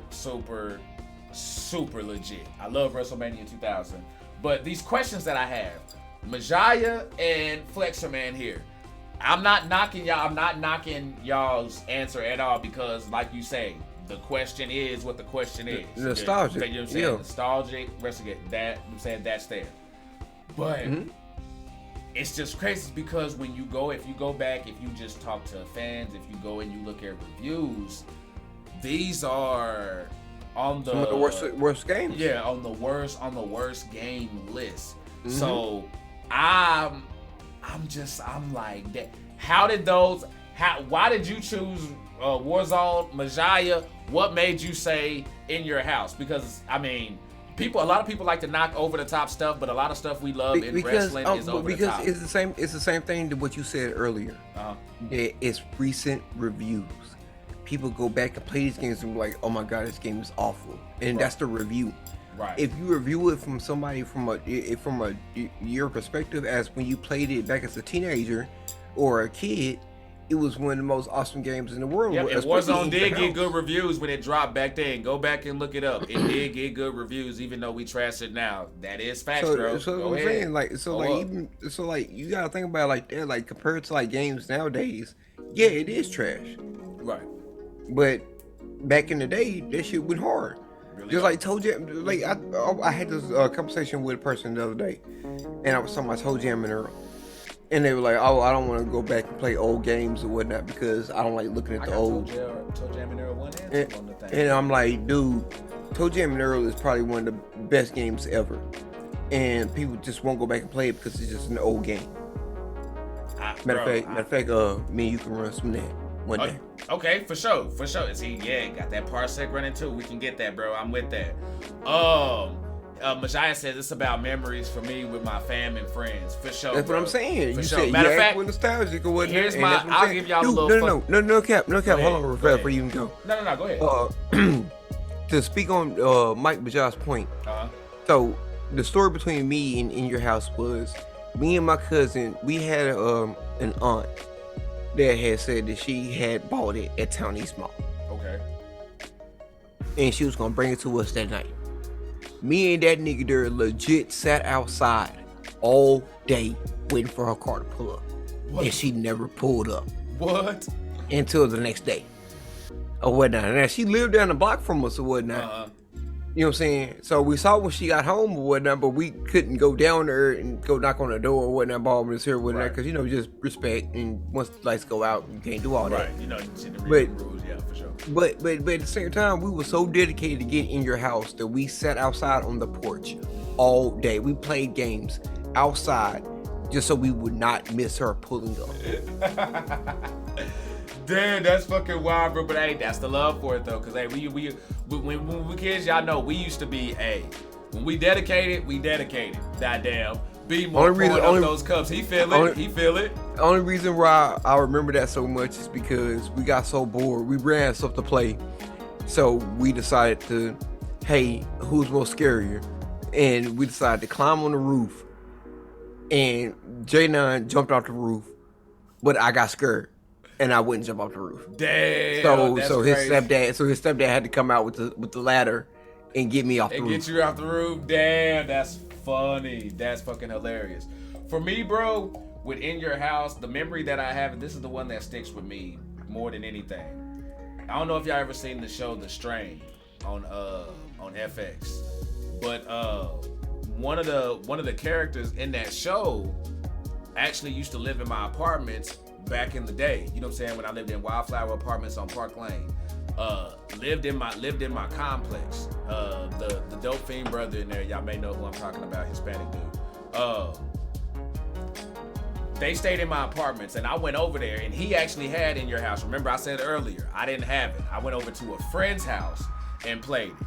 He had it on his PlayStation and was running it. I didn't even know about it. I didn't know, because at the time I had a Sega. I hadn't had a PlayStation just yet. But when I got a PlayStation, Warzone was the first game that I got. That and Tekken 2. Oh, that one was mine, bro, because they got me introduced to it. I was loving it. I can't believe how many times I fucking played with Ultimate Warrior. I'm ashamed of it, but at the time, no. No, bro. It's what it was. Dude, that okay. I'll save it for later, because that's actually I have a question for that later. Okay, well, actually, Sam, before we get, because the last thing that I have is, okay, you know what? We'll get with the AEW stuff, and then we can close it with what you got. Yeah. So AEW, the Hangman Adam Page promo, bro. You know what I'm saying? I know we Hangman fans, sippers. I know, you know what I'm saying? I'm pretty sure some of y'all are Hangman fans as well. But you also know about, you know what I'm saying, you come across those people who aren't really Hangman fans, not really sold on them yet, don't really get it, don't like the gimmick, blah, blah, blah, blah, blah. For me personally, if you weren't a fan this past Dynamite should have made you a fan. I'm just saying. We know he can wrestle. I'm just saying. The promo was good. The storytelling. He gave you some of that John Moxley type shit as far as storytelling and passion in the ring. Not trying to compare it to that, but for real, that type of shit. That Jake the Snake. Like, yo, I stopped doing what the fuck I was doing. Flexer, you know how we be. We be up in here multi-screening. We'll have something on over here, but every now and then something will just. You know what I'm saying? Just stop. You just gotta hit that lean back. That lean back. And just people, and that's exactly what I did. And so if you're not sold on Hangman Adam Page yet, Wednesday should have made your ass a fucking believer. And speaking of great promos, that actually, I ended up writing that down more times than I thought as well on here, because that MJF promo, fucking fire. While we know MJF is still a heel, it did one thing for sure. MJF can play babyface when he wants to, so get ready for that. We getting the heel MJF, yeah, but when he wants to go babyface, he gonna be able to do that very well. He's one of those guys. He's gonna be like the Jerichos, the Jerry the King Lawlers, and folks who can just turn on a fucking dime and do babyface or heel, and you gonna rock with it and make it believable every time. That's what that shit. That's what I took away from that. What was your thoughts on that MJF promo, bro? Nope, boy, you repeat your sentence right there, because the way he ended it was just like when he like yeah, and then he just hit it like the walking out the ring, and he got the tear coming out his eye. Whatnot. I'm just like, that motherfucker cried. Wow. Like for real, like that was a real tear. That wasn't like you get like that was a real. I'm like, damn, this motherfucker really sold that shit. So I loved it, bro. Another thing that got real, because at first I thought you wasn't gonna be able to top that. I thought that was it. CM Punk, MJF. You ask anybody in the world, you give them a list of the promos, they'll be like, that was the one that stole it. I guarantee you that was the best one. I gotta disagree. That Jericho and Eddie Kingston, bro. That Jericho and Eddie Kingston promo, for me, that shit, I think that shit got more real than people thought. You know what I'm saying? I'm gonna tell you the part that got me or whatnot. Was when Jericho did the whole like mic pump thing. Yeah. When he it seemed like he was unsure about what he was about to say. He was kind of like, he brought the mic up and he brought it back down. And yeah, you peeped that. Yeah. And it was like, it wasn't like he was doing it to the crowd or nothing. It was like, damn, he really trying to like hit that hoe, because he did it about like 3-4 times. Like when he picked up the mic and tried to go, and he hesitated. You right. Oh. Bro, for me, that shit got more real than people thought, man. It was dope. I think I will mention something about that later as well. Buddy Matthews debuts though. Yes, sir. He made his debut. It was dope. It was dope. If y'all haven't seen yet, I'm sorry, spoiler alert, it's going down. He's now part of the House of Black. A lot of us didn't see that coming, because if you was watching their feud when they were elsewhere on WWE. Is he though? Huh? Is he though? Hey, knowing the way AEW do things, we don't know that for sure, but we just know that as it stands right now, because you saw, Buddy Matthews ain't about to be sitting around letting everybody just punk him around and shit. You know what I'm saying? Just like what happened with Seth. And it's going to go on with Malachi. He's not about to just sit around and get punked like that, because outside of Brody Lee, Brody Lee's just like Shaq big. Buddy Matthews is big as fuck. You know what I'm saying? Like, he could go toe-to-toe with Malachi if he want to. Titan, you say Jericho old ass, but I actually peeped something else in that thing. He done actually slimmed and lost some of that, you know what I'm saying, that beer gut type stuff. Jericho done actually kind of got into shape for his age. He done lost some of that, you know what I'm saying, like around the waist and around the gut. You know what I'm saying? Some of it's still there, but he done actually lost some. I applaud him for that. So yeah, Buddy Matthews debuts. Damn, now that you say that, it got me thinking, where the fuck is that shit about to go? I got a critique though.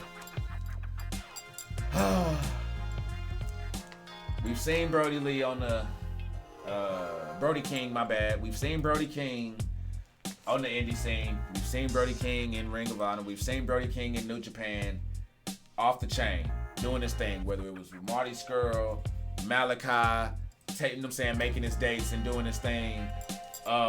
See, even Jaffa peeps it out. But I gotta be honest, bro. Brody King in AEW has not been impressive to me. And I'll tell you why.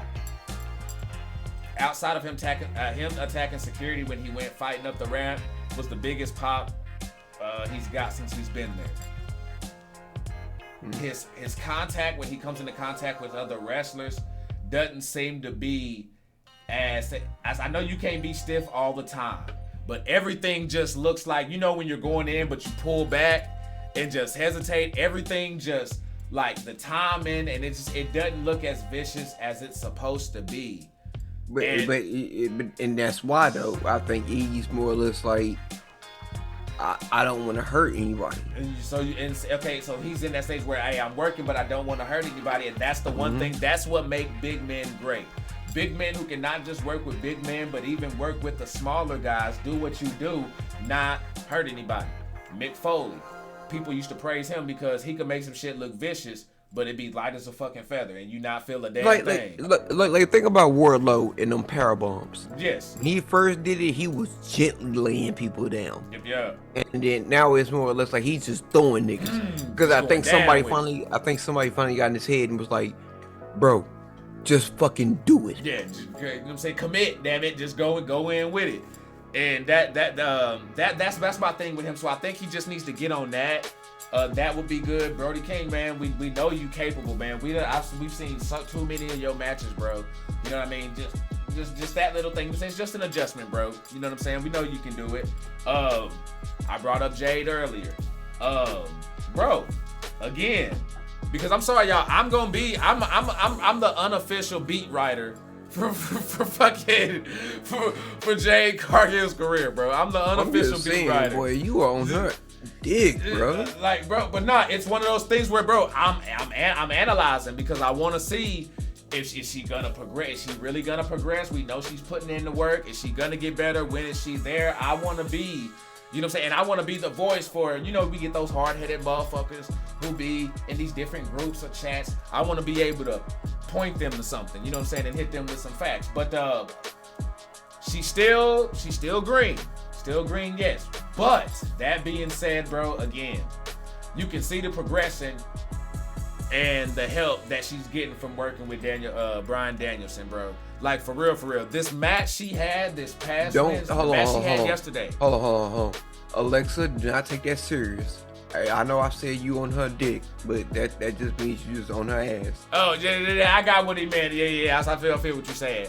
Titan says Jade Cargill is fine, but she is blowing up too fast. Yes, the cardio she needs to work on. That's probably the only thing I could take away out of this match, Titan, is the cardio. Because this match that she had yesterday or Wednesday was the best match that she's had on the show. I know a lot of people was talking about the match with her and Thunder Rosa. No, you can see a little bit of progression, but not as much as you saw here.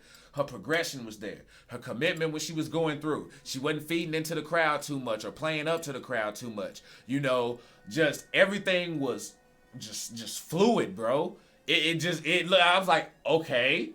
Let's go, and faster than I thought. So hey, shout out to her. I'm proud. You know what I'm saying, I'm glad that she, you know what I'm saying, progressing, and now we can enjoy the ride.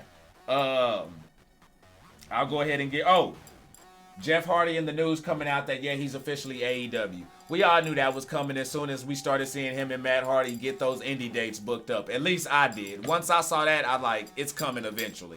What you think, bro? I knew that was coming. I'm surprised that how the news got dropped, how he said it and then he had to retract it. But it's like, bro, motherfuckers kind of knew already. Like, like we saw the writing on the wall. Yeah, like don't even bullshit. It is what it is at this point.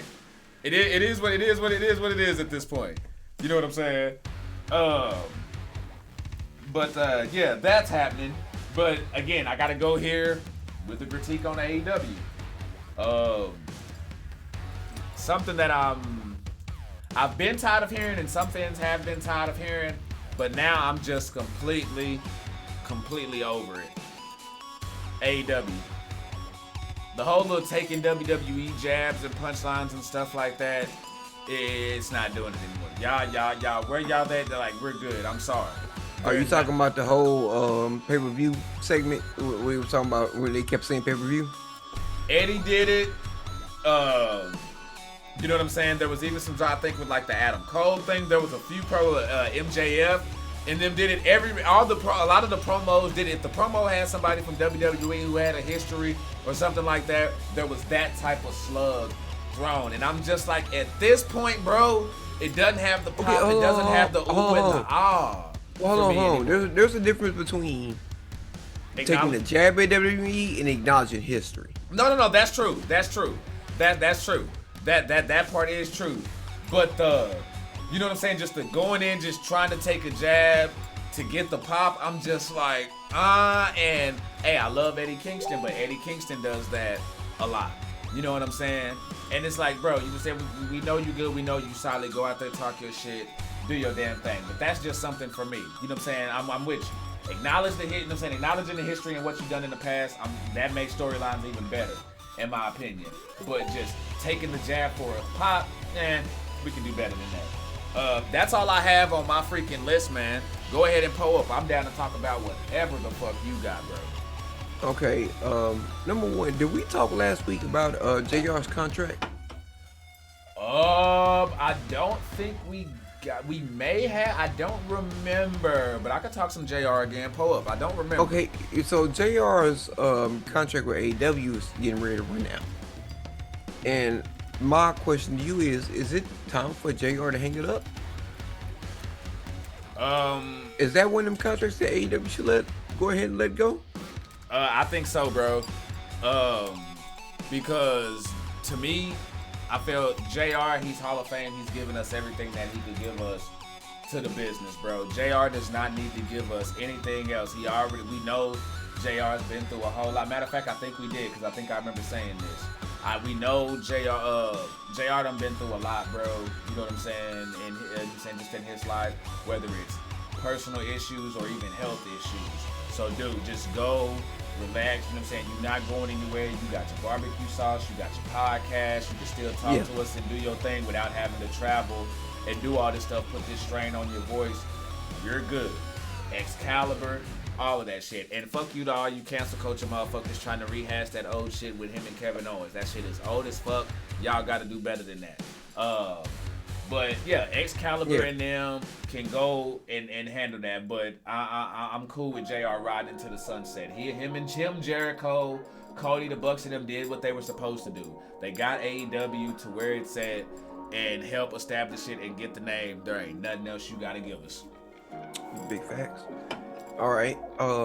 Next thing I got up on my list is did you know that Swerve is heading towards AEW? Damn. Okay. I replied up in the comment because I saw him when I was talking to you about the whole thing with him pulling up on Strong and going to Japan. Maybe those were just dates to pop up for a show, but like signing officially?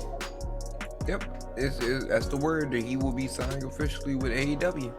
I'm so happy for Swerve, bro, on many levels. Number one, I'm happy for him because let's be real, out of everybody who got released out of Hero, we knew he's the star, he's the guy. But at the same time, he was loyal to his squad, and just because they got released, he got released, he could have easily just went, looked out for himself, did the Bret Hart situation. You know what I'm saying? Hey, I'm gonna take care of me and not take care of y'all. Swerve didn't do that.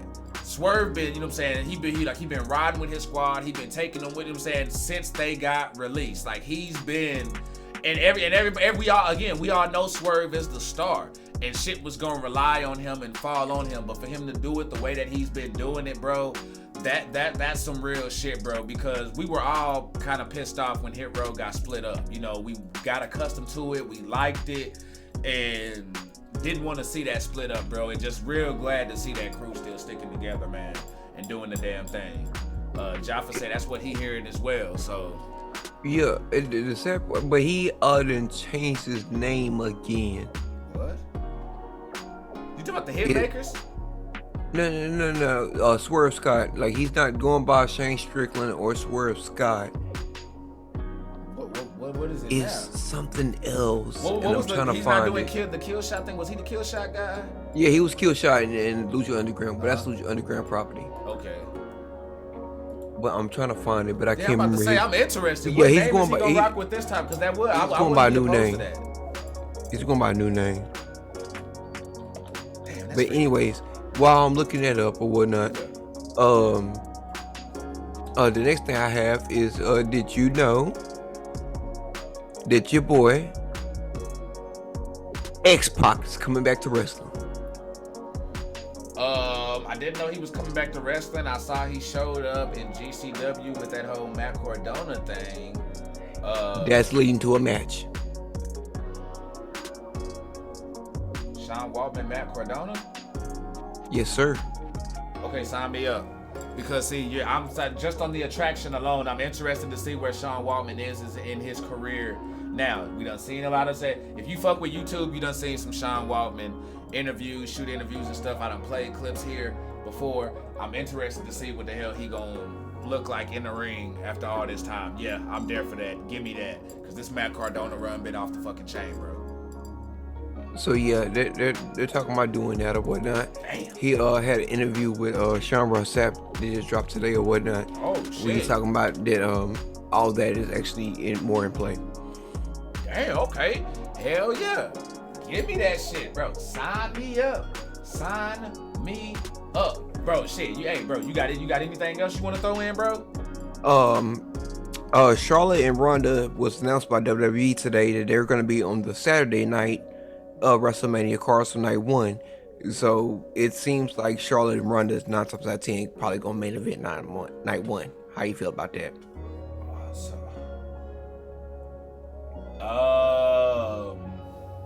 Damn. I'm okay with it. The reason why I'm okay with it is because there's ways you could do that and it'd be okay. Because you can let them main event, but you can let Becky and Bianca co-main event the final day.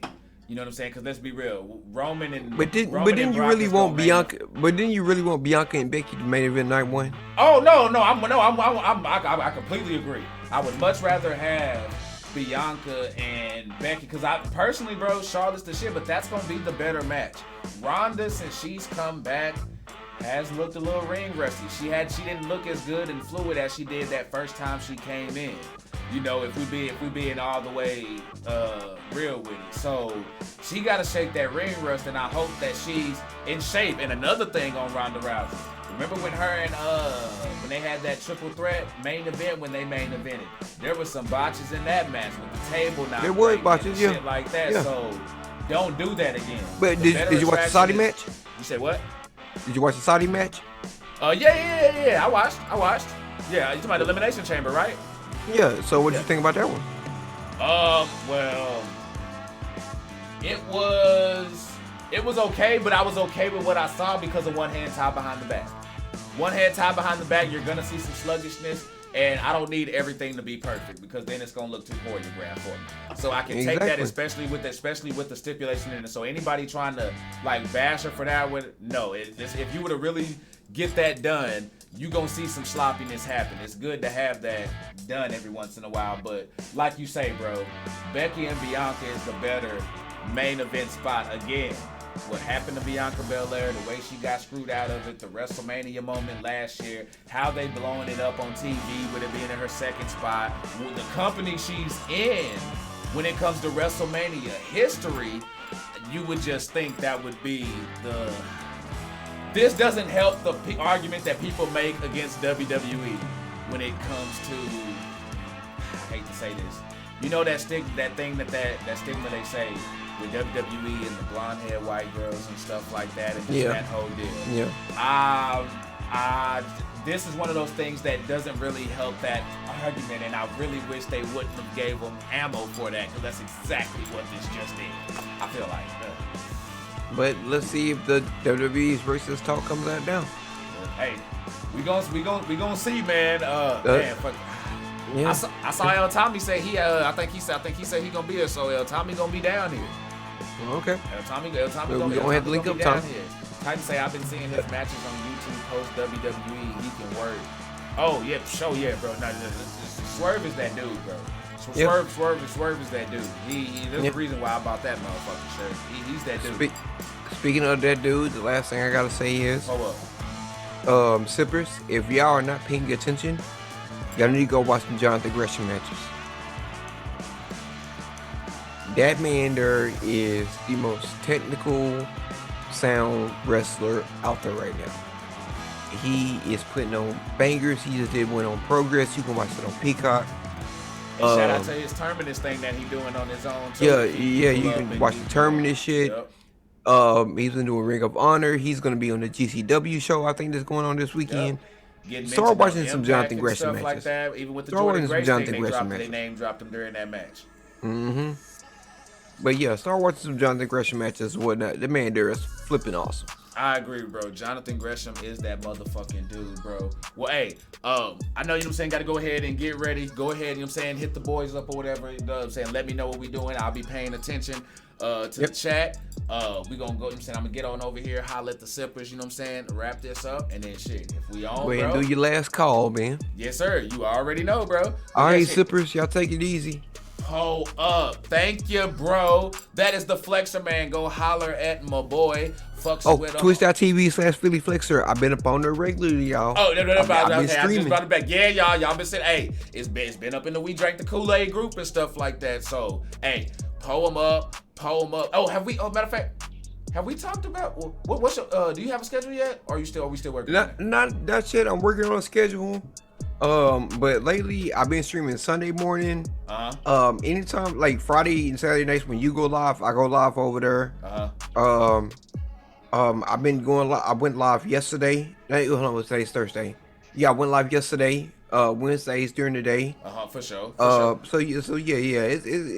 We gotta set something up, bro. Where, you know what I'm saying? Cause I want the sippers to come through on the, you know what I'm saying, to come, you know what I'm saying, sip on the Twitch. I think we got like set something up to where like you go, you know what I'm saying, like you have your days where you know what I'm saying, where you where you do your Twitch, and then probably have like maybe like one or two, whatever you can like come through, you know what I'm saying, like stream for the channel and shit like that. And then, you know what I'm saying, like let them know, put it in their face, like, hey, this where I'm gonna be at, come fuck with me type thing. Cause y'all sippers, we pulling up every fucking where. You know what I'm saying? Not just right here. We pulling up on the purple label too. And Flexerman is giving that to y'all. And we want y'all to support all of our, you know what I'm saying, everything that we got. Flexerman over there, Stubborn Beard be over there. So hey, fuck with us, y'all. For sure. Fuck with us. That's what's up, man. Well, hey, bro, I'm gonna hit chat or whatnot, and I'll holler y'all later. Yes, sir. Let me know what we doing, man. Pull up. All right, bro. Yes, sir. That was the Flexer, man. Y'all, appreciate y'all on that. Now, let me go ahead and pause this music real quick, and let me go ahead and hit this because I saw my message had matter of fact, go ahead and do the damn thing because y'all know what motherfucking time it is. Oh yeah. Last call, y'all. This is where we take our last calls of the night. Y'all got, no matter what the fuck it is, if it's DTKA related, if y'all want to talk about wrestling shit, something that we already talked about, but you didn't get it in the comments, or maybe I missed it, you want to get it off. Maybe you missed some of the stuff that we talked about and you want to come in and chop it up on it. Go ahead, let us know. Pull up on the motherfucking line, y'all. This is the time. Now remember, go ahead, hit me with the cue. Y'all know the routine and do the damn thing, but it is time for last call, y'all. Been a banger of a fucking show. Thank y'all so much for pulling up, y'all. I stress it always that y'all's time, the time that y'all give that's more than anything. You know what I'm saying? Like, again, I appreciate the stars that y'all give and stuff. That really keeps us going, being able to invest in equipment, help build the name. Because I want to let y'all know this right now as well. I know we got a caller on. Caller, give me 1 second. But like, his word is my bond. I put this on all the Kool Aid. I put this on my nuts and everything like that. The stars and stuff like that y'all send, all of that stuff goes back into investing, whether that's equipment, you know what I'm saying, bringing entertainment and stuff like that. If we see something, we're like, okay, let's do that. Turn that shit around and give away. We're doing the thing with the Ring of Honor Supercard that's down here. We're gonna have a ticket and a sipper can come with us to the show and ain't gotta pay their way to get into the show. You know what I'm saying? None of that shit goes back in my pocket. So I know y'all be seeing me, you know what I'm saying, my work and my grind outside of DTKA, you know what I'm saying? Like, nothing that y'all stars goes to DTKA and DTKA only. That being said, the time that y'all give your boy when y'all here, And tell you, I couldn't ask for anything more than that. You know what I'm saying? Y'all sitting right here rocking with us for what's that, 3.5 hours? I appreciate that shit. And thank all y'all and everybody who came through, even if you ain't sipping with us right now. But that's rude. We got a motherfucking call on the line, y'all. Pull up with us, Tyke Lyons in the building. What's happening with you, man? What flavor you sipping? Man, I'm not sipping on flavors, man. I'm just sitting here listening to the show. I'm looking. Sound stressed, man. You good? Nah, I'm not stressed. No, I'm just looking for a fight. I done whooped Tyler's ass. I whooped What's-His ass last week, and now I want 2 more bums from the Divine Match. I don't care which 2 it is. Sunday, I don't give a fuck if it's Solidus. I don't give a fuck if it's Warpath. Warpath, Solidus team up, or let me get 1 of them, or 2 of them with J Hunt. I'm on the whole. I'm looking at something here. I'll talk to the boss about this. First thing I'm gonna say, Titan, thanks for that 145. That man say that shit, but the road Kool Aid is live. Thanks for that. I appreciate those cups and y'all doing the damn thing. Thank you so much. Bro, honestly, I would like to see the Headhunters go against some people in the tag team who we haven't seen yet. I know we've seen y'all go against Powerhouse, you know what I'm saying? But I mean, seeing that again wouldn't be bad. Let's see, we got the family up in here. Hell, maybe even the Nation.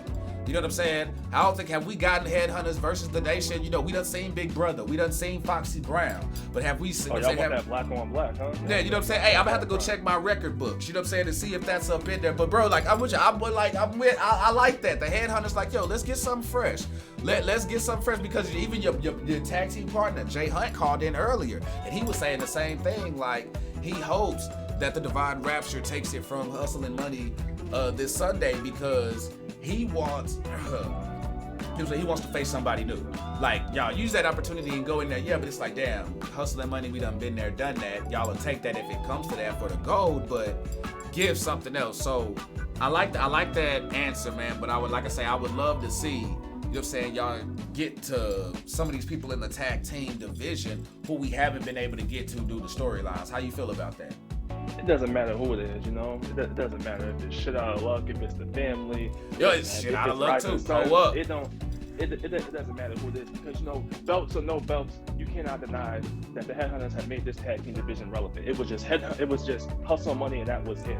That it was Hustle Money running the table. So we came in, to give a Hustle Money a run for their money, and now you got all these other tag teams coming up with their chest all puffed out, thinking they can sit here and disrespect us like they wouldn't be here if it wasn't for us.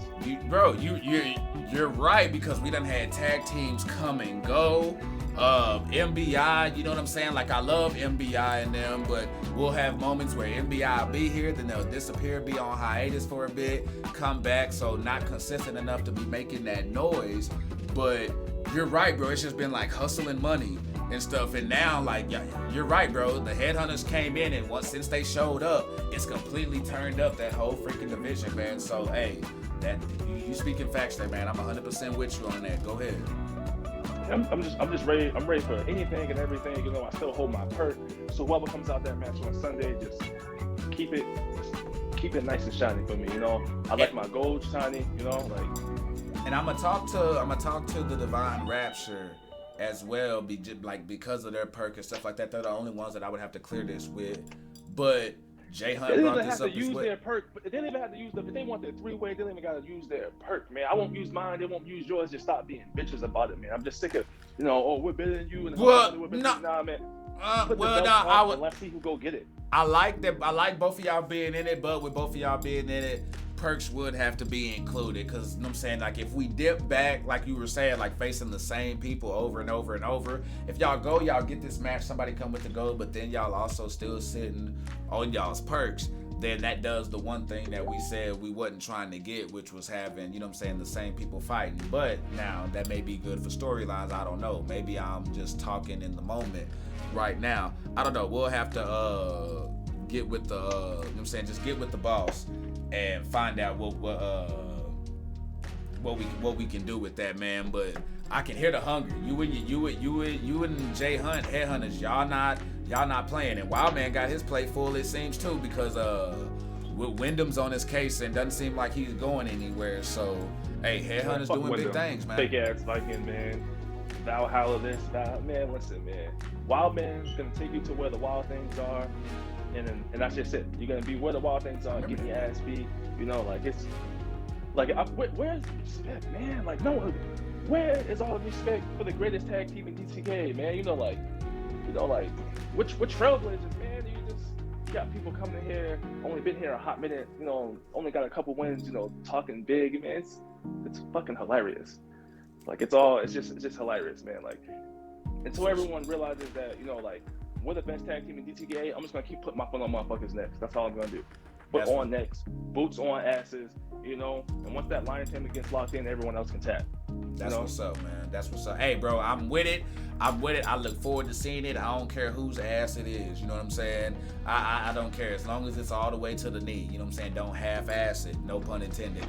But you know what I'm saying? Hey, keep pulling up, man. Keep sipping it, and I appreciate that motherfucking call. You know what I'm saying? And staying active. I appreciate that, bro. That's real shit. Hit Headhunters, keep doing what you're doing, and keep some gas in that 4-wheeler for Jackie Tyson, because she don't look like she playing when she riding around on that thing. Nah, that 4-wheeler runs on diesel, man. We also stole it from the family compound. Oh, bro, okay, yeah, all them vehicles out there and shit. You saw the lights on some of them shit to work, which means they probably got some bodies up in there on some of the Hills Have Eyes type shit. But hey, it be like that sometimes, man. But hey, I appreciate the call, man. Hey, thank you for sipping with us, bro. You keep it easy, my man. We'll see what happens with that gold, bro. All right, man. Already, stay sipping, stay sipping. Who else we got up in here? Sippers. If there's any more of y'all left, whether you were somebody in the locker room, maybe you a fan sitting back at home and you wanna, you know, you got a question or you wanna speak on something, go ahead and pull up one time for the one time. Looks like we got a call right now. Titan, you alive on Speaking of DTKA Promotions with the Kool Aid, man. What flavor you sipping? Go ahead. I'm still sinister as always, but I just gotta answer in 2 words. I accept. I'll be seeing you very soon, Mr. Blade. And by the way, take a small sip of water because I'm putting that ass to sleep again. So it's almost night time. Oh shit, got some shit to think about. Damn, that was mic drop. That was mic drop right there. You know what? We could go ahead and end that part right there. What I will also tell y'all though is y'all better stay up, because again, if y'all were late and y'all missed it, then March 20th, 2022, DTKA Promotions. Hey, yeah, time fly, don't it? It's been a year. Yes, sir, yes, sir, yes, sir. Blood Drive coming back. The fucking pay-per-view. Y'all be hitting me up. Hey, Archie, when the pay-per-view? Hey, Archie, when we gonna have another pay-per-view? Bam. There it go. Y'all know how we do things here in DTKA Promotions. We ain't like them motherfuckers. You know what I'm saying? We don't do what they do.